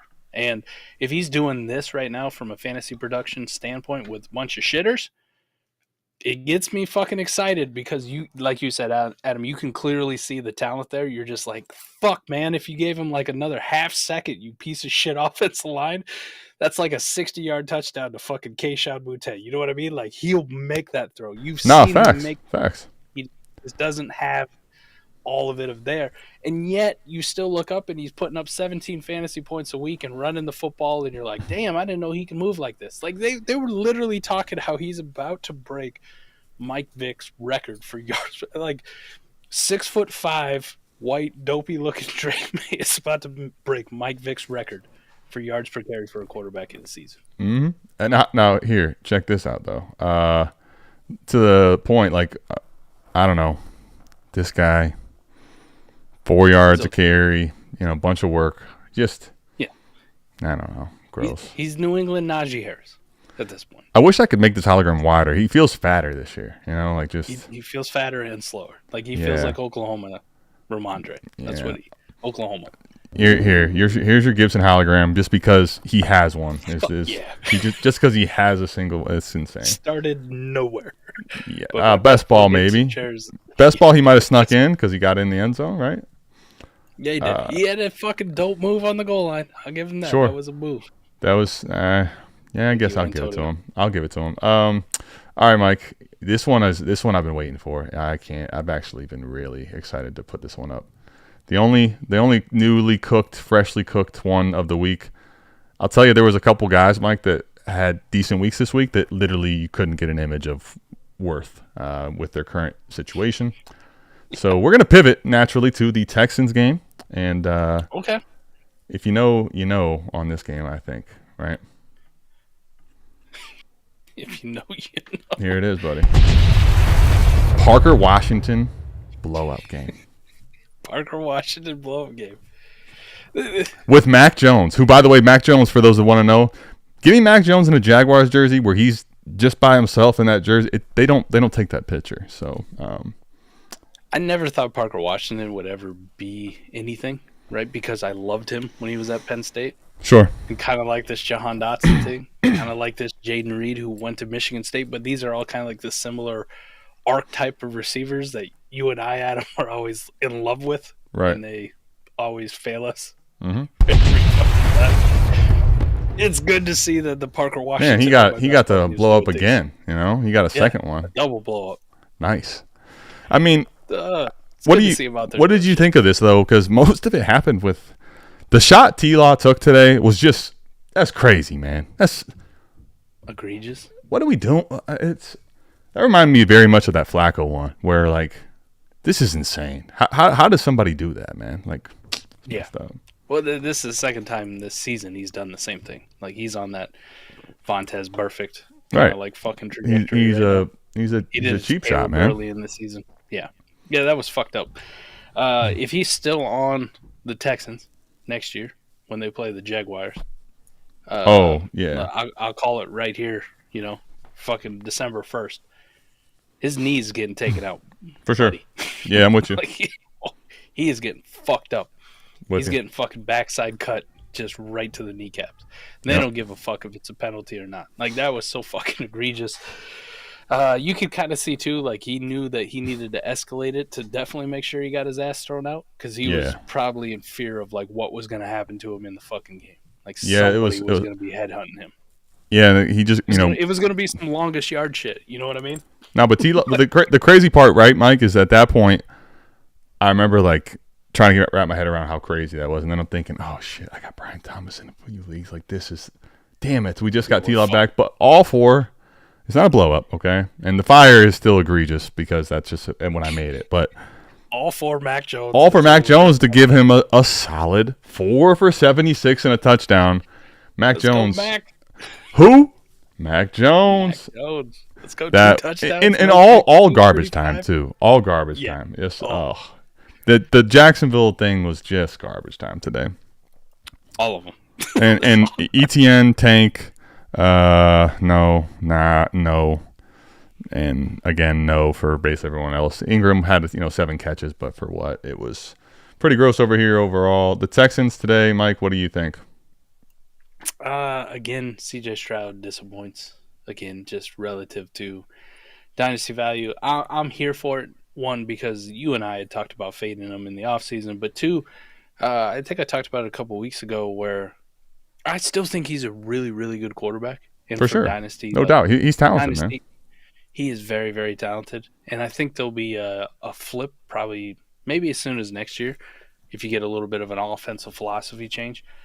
Like, I hope this kind of continues, this disappointment for the rest of the year. No offense. Like I sold all my Stroud. But his prices aren't going to dip yet. We talked about this. The T-Law thing is the career arc where he's going to get another – the patience is going to be there for players like this because they believe in the passing ability and the upside that he possesses. So I pray. I mean, listen, I'm not telling you don't go sniff around. I just don't think that there's a significant dip coming for him yet. I said in the Discord today, I miss last year's Texans when they didn't have Joe Mixon. Like, I think Joe Mixon was the worst thing for this passing offense because they're like, we'll just give it to Joe. You know what I mean? Like, we'll have an identity. Yeah. He is fantastic if you own Joe Mixon, but if you're like a CJ Stroud owner, you're like, I kind of miss last year's Texans where they just said, fuck it, we're chucking it. You know? Yeah, because what did last year's Texans have to run? I mean, no. Right. Yeah, it was like a surprise Devin Singletary. That was it. Like, it was junk. So sure. Joe Mixon's been like the worst thing that happened to CJ Stroud, to be completely Dude, honest. Joe Mixon's been like last week wasn't great, but he's been also very consistent. So it's unfortunately to the point you're making here. But listen, this guy should just have a permanent blow up. It's not one, but dude, Nico Collins is just steady, Eddie, great for dynasty fantasy football, best ball lineup. I don't care what it is. This guy has continued to prove people wrong that once he got a quarterback that I'm really like that, I'm really like that. You guys just had me catching the passes from Davis Mills prior, long neck. He's going to go down as my worst trade of this season. Oh no, what'd you do? I sent away Nico Collins, Chase Brown. Wait, what happened? Wait, what happened? This is going to go down as my worst No, trade of this Chris says y'all see McCaffrey's career-ending injury? What happened? Oh, no. Must miss that one. We're trying to do a fucking show here. Well, don't ruin it, Chris. Doug, how am I supposed to putt with all this going on? Oh, no. Play where it lies. I had to putt out. I had to iron off Bigfoots. You want... You expect me to play with all this shit going on? Come on. Oh, man. Oh, yeah. Jeff people are you know what's crazy? Oh, no. I do listen, I have him in this league, in the league chat for this one. Oh, no. There are people actually saying, let's fucking go. That's one thing I know it's just the way it works. I hate that people actually like root for that shit though, to be honest with you. I've never really been one to root for injuries even in fantasy football, frankly. So I can't tell from how bad was it? I can't tell from the video, Adam, but I can tell you that he took a toss, running to his right, nobody's close to him, slides down on his own, and it looks like an Achilles. Well, I mean, that was what was injured. And the great part was that people were telling me like, no, there's no setback worries. What? It's a soft tissue. No. Yeah. That's not how that works. Like, you know what this one kind of feels like? Just instant reaction. Do you remember when KD had that calf strain in the finals? So the one thing is, if he goes down like that, Achilles pop is, if I've been there when it's happened in person. It sounds like an actual gunshot. Like, it really is loud as hell, and you feel like somebody hits the back of your leg. I think this is Theo's fault. I saw Theo put in the chat earlier. Damn it, Theo! He'd trade CMC straight up for Bucky. And I was Damn it, Theo! this Why'd you have to go showing off like that? No, this is not good, man. He looked like he popped something. And you know what sucks too is, like, Mike. I also got Purdy on the low in that league. So I was thinking, all right, like, I hate Purdy, but I can get behind him with CMC. But it feels like this offense has already been kind of capped when CMC's been out there. So that's gross. That's terrible for him. Terrible for CMC too, but unfortunately the injuries happen. Nico is a stud though, pivoting back to how good he is. My terrible trade. I traded away Nico, Chase Brown, and what will be a top 3 pick next year. Something light, okay. For Stephon Diggs and CD Lamb. W. So I got to enjoy all of one game of Stephon Diggs before he tore his ACL. And that was when Nico was down? CD Lamb was that when Nico was down? That was when Nico was down, yes. You know, this has happened to you and I in trades prior before. The injury trade where the injury flip-flops on its ugly head later is one of the most cruel things in fantasy football trades. It's like a pickle bitch. It's gonna be gosh, that's so bad. I'm sorry, Nico. God damn it. Well, at least that one was like you made an injury pivot. Now that was crazy high, but it was CD. So never fear. It wasn't like you besmirched him and traded him for some gross package. Like I get it. All right. I'm still winning the fucking league because my team is that fucking good. But still, it's gonna go down as. I don't think anyone doubted that you was gonna win the league. Like, people, I will say Mike is very quick to let you know, like, nah. This is my title, right or wrong. You're gonna have to. It comes through me. It comes through me. Even if I have to have Stephon Diggs on this roster for the rest of the season. Last game here, Mike. Listen, Demarcus Robinson has earned his hologram again. You know. Mike says not, but he has earned his hologram again. No, we're good. Scott Fish just posted the updated projected cutoff for playoffs. So, I had to go see. Oh, okay. Whether I can talk shit or not. Looks like I won't be talking shit. I'll have to look. I doubt I will be either. I had a couple rough weeks later in the year, but Demarcus Robinson, right Mike. Now, Adam, I'm fucking 3 points back. I'll try to. Let me see if I can reel him back in. Demarcus Robinson earns his hologram again. Let's start over. Here. It's his hologram again. I mean, because he got in the end zone, but 2 for 49. Yeah. Oh shit. This is what we're talking about, Demarcus Robinson. I wanted to mess with you because he had a better game than Cooper Kupp, and that's hard to believe ever. Like, if you're telling me they play the entire game, both of them, him having a better game than Cooper Kupp, you got to tell me Demarcus Robinson just had like 3 touchdowns insanely out of nowhere. But I mean, the Rams won the game, but they really struggled in this motherfucker. They have at times this year looked really great on offense, and they've also had this where it's like, this has been a little more rare, though. They've typically not looked this bad, except for when those receivers weren't playing, honestly, both Kupp and Puka, right? And it really started out like this whole offensive series, too, where it was like, oh, look, Blake Corum is going to be a fucking problem for Kyron. Nah. Well, Mike, they had to let you get a taste of it just so you would know what it's not going to be, you know? I was getting ready to, pop the fucking champagne, you know what I mean? No way. No way. No way. You were gonna start talking shit to people. I'm calling the playoffs. I'm calling cap if I've ever heard cap. No chance. I had that fucking cork halfway off, buddy. Then I was like, oh shit. We'll put that back on. Yeah, that's fair. What'd you think today though, overall, of the Rams Puka? Let's talk about the receivers first. Puka outplayed every Rams wide receiver. Really did. He was the number one. They were going to him early and often. They kept going to him. Even though Stafford only threw for 183 and 2 touchdowns, Puka was his guy. So for sure, you can take the dub on this one. Like, I thought it was always going to be Cooper Kupp as long as he's there. Apparently not. There's been room made for the reservation for two at breakfast. That's what it feels like, you know. There has been. Puka looks back and fully healthy, so hopefully this is a good thing. Good thing to come. I do have a few Puka shares that'll be making the playoffs. So good. Let's keep this rolling.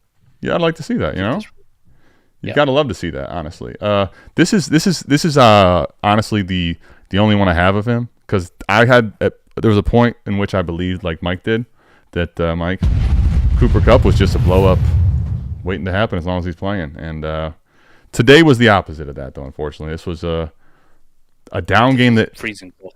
Yeah, I didn't honestly believe that these type of games were going to be out there where Mike gets 3 for 17. Like I could believe a mid game or a game where it's just inefficient, whatever. But only 3 catches, even if they're winning most of the game, never felt like a real consideration, I guess. Yeah. What's your takeaway from this game? It wasn't like they ran the ball down the Saints' throats. Like, they really struggled with this fucking team all game. And Stafford only threw for 183 yards, only 24 attempts. It just kind of felt like one of those games that was kind of an aberration, that there just wasn't enough balls to go around. You know what I mean? Pause. Was going to go to, yeah. Yeah, Aloha, don't worry. We're getting to him last, okay? I saw you kept asking, so I'll take away the tension for you, all right? Yeah, I don't know. It's just I don't know if I'm going to I'm not going to worry about it too much overall. Like, I think it's one of those games we'll look back and it was an enigma. But I do think you like to see, at least for me, more consistent. Like, this type of target and overall catch game is a little more concerning than I would have expected it to be. The Saints sneakily are a good fucking team with, like, nobody. Well, ever since Derek Carr was supposed to retire and Fizz told him he's got to go home, and everyone's like, well, we want you gone.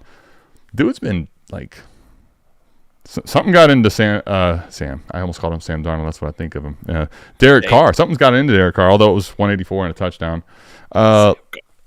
On the Saints side of the ball, Alvin Kamara. Alvin Kamara is the featured discussion player, right? Yep. It starts with Alvin Kamara and ends with Alvin Kamara.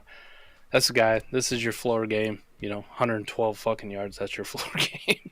He's going to do a handful of work in the receiving game. He had you another, 4.7 points, 4 catches, 7 yards.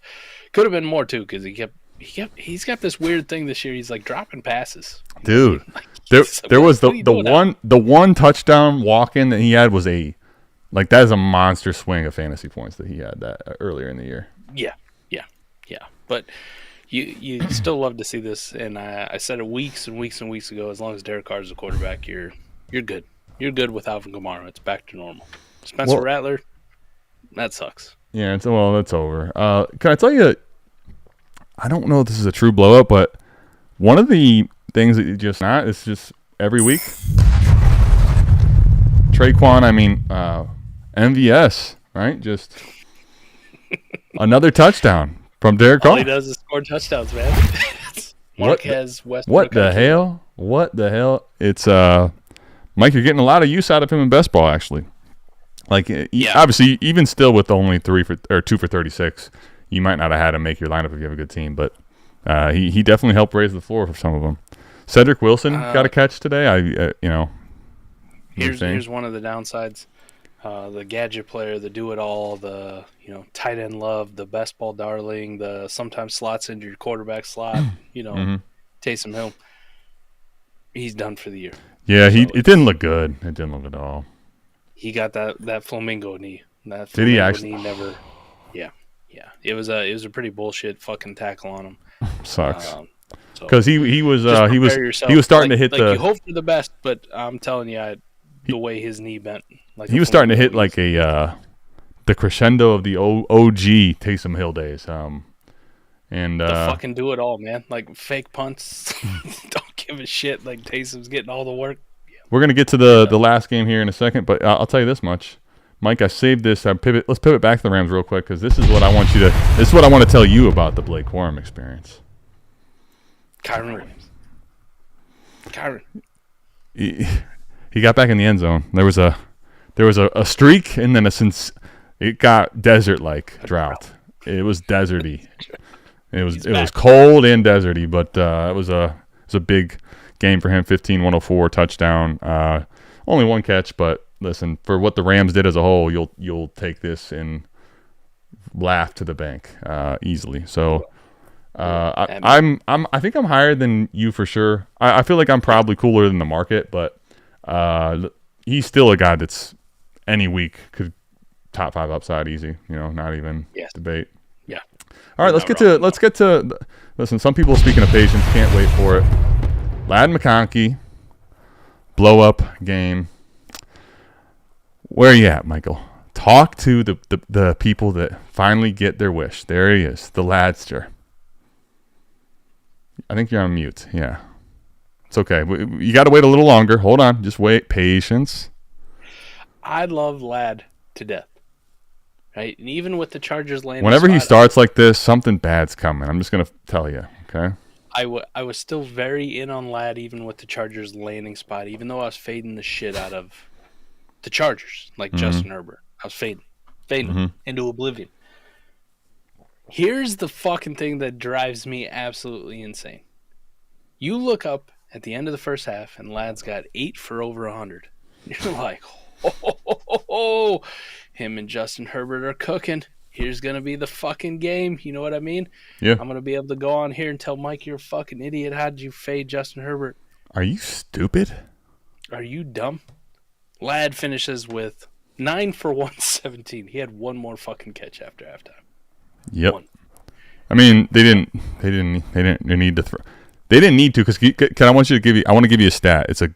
What a great setup. You talk about a lob. Every other receiver had one catch except for QJ, who did have 2 for 12 yards and 2 drops. Well, damn it, Mike.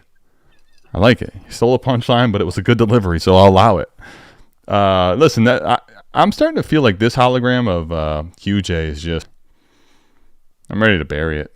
Listen, he definitely delivered if you were to have bought low, but I don't know if he's going to take you to the promised land. I guess is my concern. No, he's a fine best ball wide receiver. Yeah, he is. Great best ball receiver. I think he's a fine he's a great kind of depth piece. 7th, 8th receiver on a lineup league when you have to. You know what I mean? But the reason he's more in that roster clogger territory than he is anything good, and you probably got him for dirt cheap on Panic. Yeah, you probably did. I think the thing is there though. It's like I'd rather actually get rid of him there because I think I could probably still get. I got bad news for you. What's the difference between him and Ray McLeod? I know it's crazy. I know it's crazy, but if I have to rely on that part of my team, Ray and QJ probably. I'd probably rather have QJ. I'd rather have QJ in a vacuum, okay? But it's not a big enough difference where I care, right? Let's get him up on the screen though. Let's put it up. Here he is. QJ. I don't know. Again, he's a young. Listen, I'm not completely just oh my God, QJ's dead again. You know what I mean? You liked what you saw from him. He's still a young receiver who's still learning how to play the fucking game, and maybe the drops thing is gonna be forever. Maybe it is. I mean, Amari Cooper's 90 years old, and I think he's leading the league in drops, and he hasn't played for the last 7 weeks. You know what I mean? Sometimes this shit happens, but sure. I still got a little faith in QJ Adam, but like you said, if I find somebody who was yeah, I'll give you a second for him, take him. You'll do what? You have him. You'll do. Yeah. You're sure? Are you? Hold on. You take him. Okay. Now let me think about it. Hold on. Offer sent immediately. I mean, breaking phone. Done deal. Yeah, the Falcons, dude. Let's have a talk. I don't have a hologram for him, but let's have a talk. Did you see my tweet? I didn't. I wish I could tell you I did. I didn't. But it makes it better, actually. I'm glad because now you can tell me in person. It's a very short one. Very short one. Good. I hope it's succinct, right to the point. It said, time to insert the Penix. This Thanksgiving, Mike was trying to stuff his sausage anywhere he could, and now he wants to insert the Penix Junior. The Junior, Sorry, Fizz.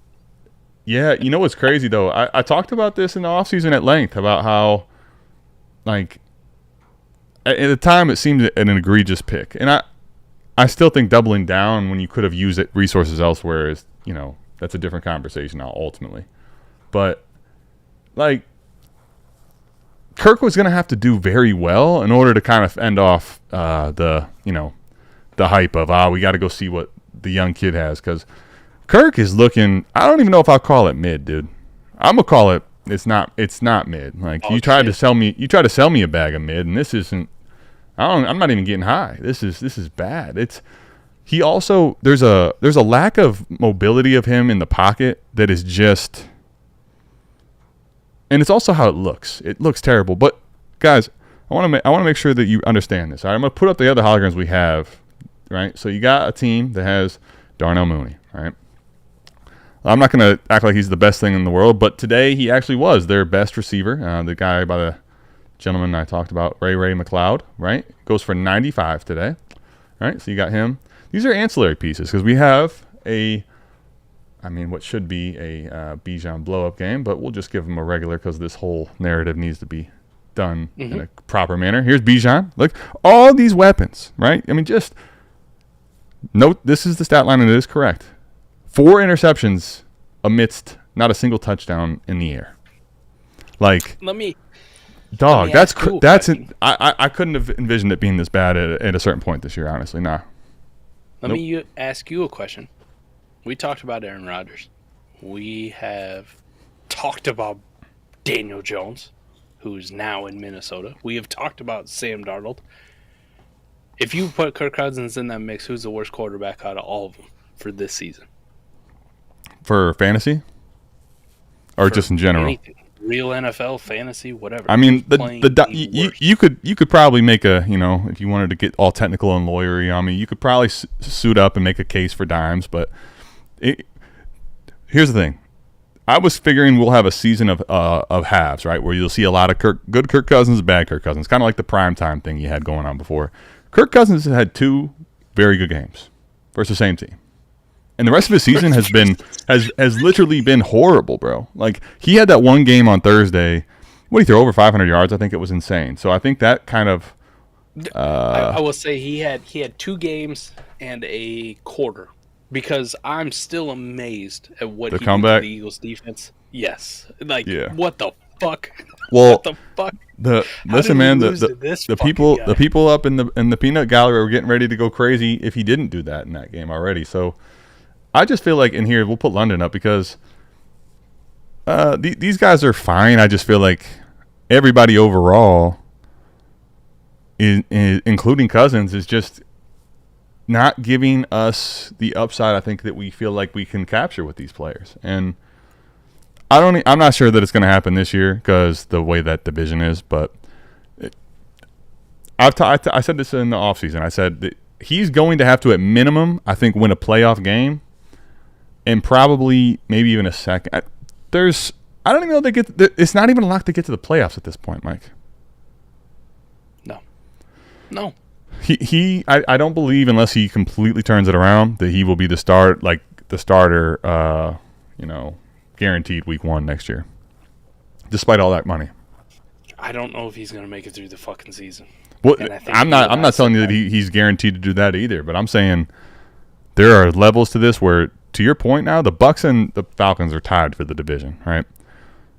Kind of really wish, as much as I'm not a Taysom Hill fan, I would have loved to see him stay healthy just to mix it up and hopefully, like, for the Saints, could the Saints pass him just to fucking. And they're 2 fucking games back. I know. They play everybody tough. So here's the thing, right? Remaining schedule for the Falcons, you're gonna like this. They do have 2 cupcakes coming up, but they're at the Vikings this coming up week, right? So Kirk Cousins, revenge game, the whole narrative. I think revenge will be a dish served cold. They do, though, get the hapless Raiders and then the Giants at home the following 2 weeks. So that's a big. Those are big. And then they play the Commanders at home, the Commanders at Commanders, and then they play the Carolina Panthers. What do you say? Well, you said hapless Raiders. They're being led by the fucking GOAT, Aiden O'Connell. All right? So that might be an L, too. Well, listen, they are the hapless Raiders. I'm not saying they can't lose the game. I'm saying that they're the hapless Raiders still, okay? Led by Aiden O'Connell. All right? That's the name that we can save people's time. It's, the hapless Raiders. But they play 3 pretty bad teams. But the division game last of the year versus the Panthers with Bryce on his way up could be huge. Commanders and Vikings are two tough games. I don't know, man. I guess overall point is Kirk Cousins' stock looks gross. Contender, like I'm not even looking to buy him cheap, frankly. Right? It's just it's a no-go stock for me, honestly, at this point, Mike. So, last 3 games versus Saints 3 weeks ago, took an L. Reason they lost, Kirk Cousins. Reasons they lost versus the Broncos last week, Kirk Cousins and the defense.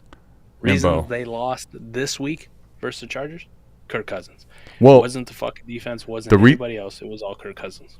Yeah, and now here's the thing, right? When you look at like if you're building up a case, and you talk about the lawyer, you could probably point to certain situations of scapegoats. This week, the thing that happened this week, though, Mike, is about as clear as day that Kirk Cousins was the reason this game was an L. Because if you were not to have watched the game, okay, I wanted you to think about this too. Dude, go look at no running backs because Dobbins is out, right? No running backs for the Chargers in a Harbaugh-led offense did anything.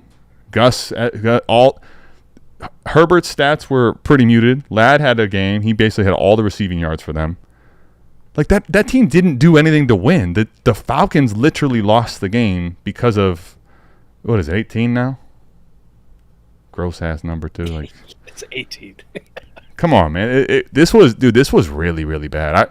I'm curious to see what's going to happen and what kind of heat comes under this conversation, because like Cousins has been pretty mid and probably a little bit below mid, frankly, but today was like, oh wow, we went to a new level of rough.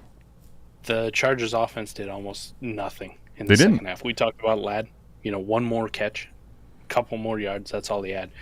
They were over 100. He was over 108 catches at fucking halftime.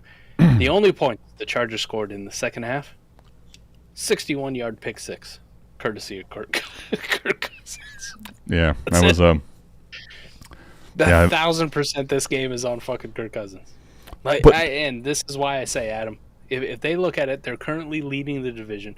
They're going to be able to hopefully hold off the Buccaneers for a playoff spot. But if they're going to do it, I think within the next couple weeks, what they do is they go to Michael Penix. So here's what I'll say too about it, right? Playoffs with Michael Penix, and he gets some valuable playoff experience because we spent this pick on him. Or fuck it, we missed the playoffs, but at least he got time to learn because Kirk Cousins is not the guy to take us there. There's some dollars and cents that get in the way of logical thinking here, right? Let's just call that the truth. However, like I'll say that it kind of reminds me of if they were to do this, where I'm not calling him the same player as this guy. I'm not saying the situation's the same as the other guy, but the Ravens actually at a time, Harbaugh was really on the hot seat, and I think had they stayed with Flacco, probably might end up moving on from him. And they made the pivot to Lamar. And I'm not calling, insert the Penix Lamar, and I'm not saying that. I do actually think that Cousins might be as cooked as Flacco was. But the biggest thing is you're going into these division games where you now have a full year of tape on Kirk Cousins, and frankly, he's not even playing up to the level of par that's on tape.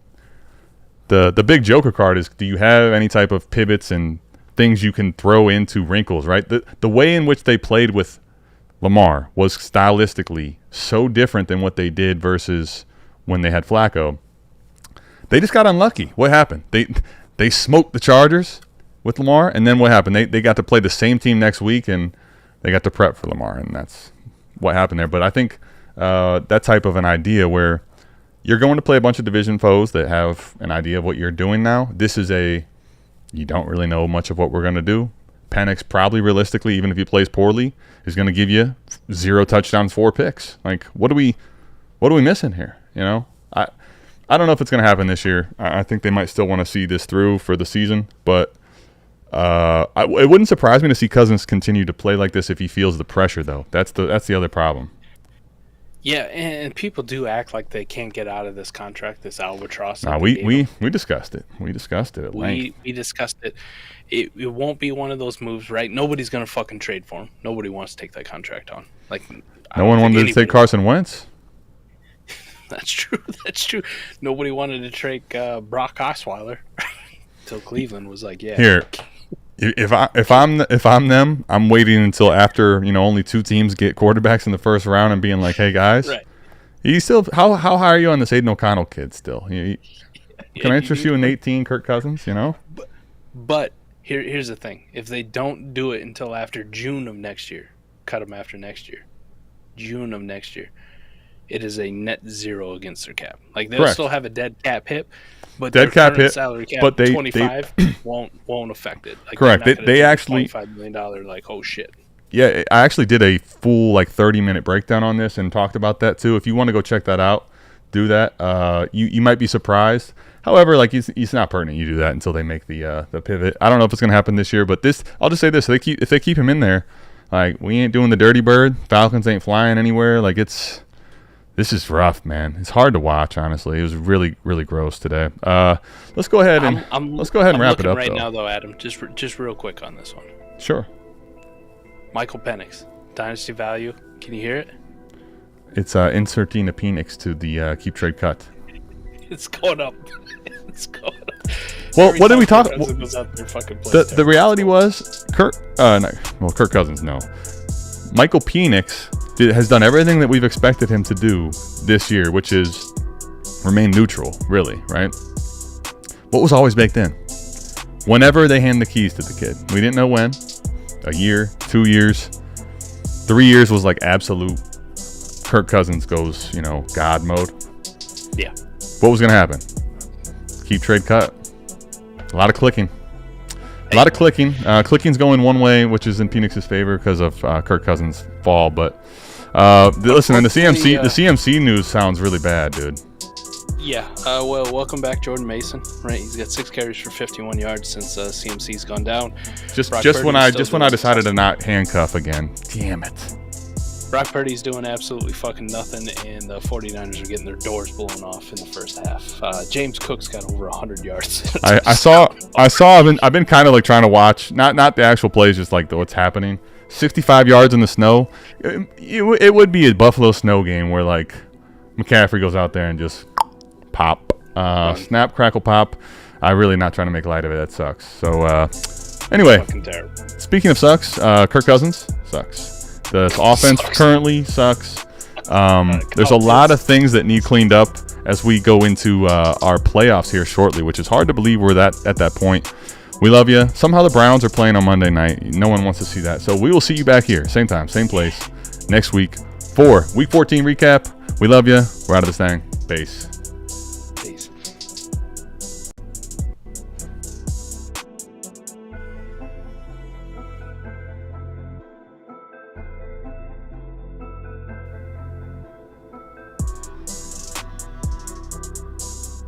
Nice.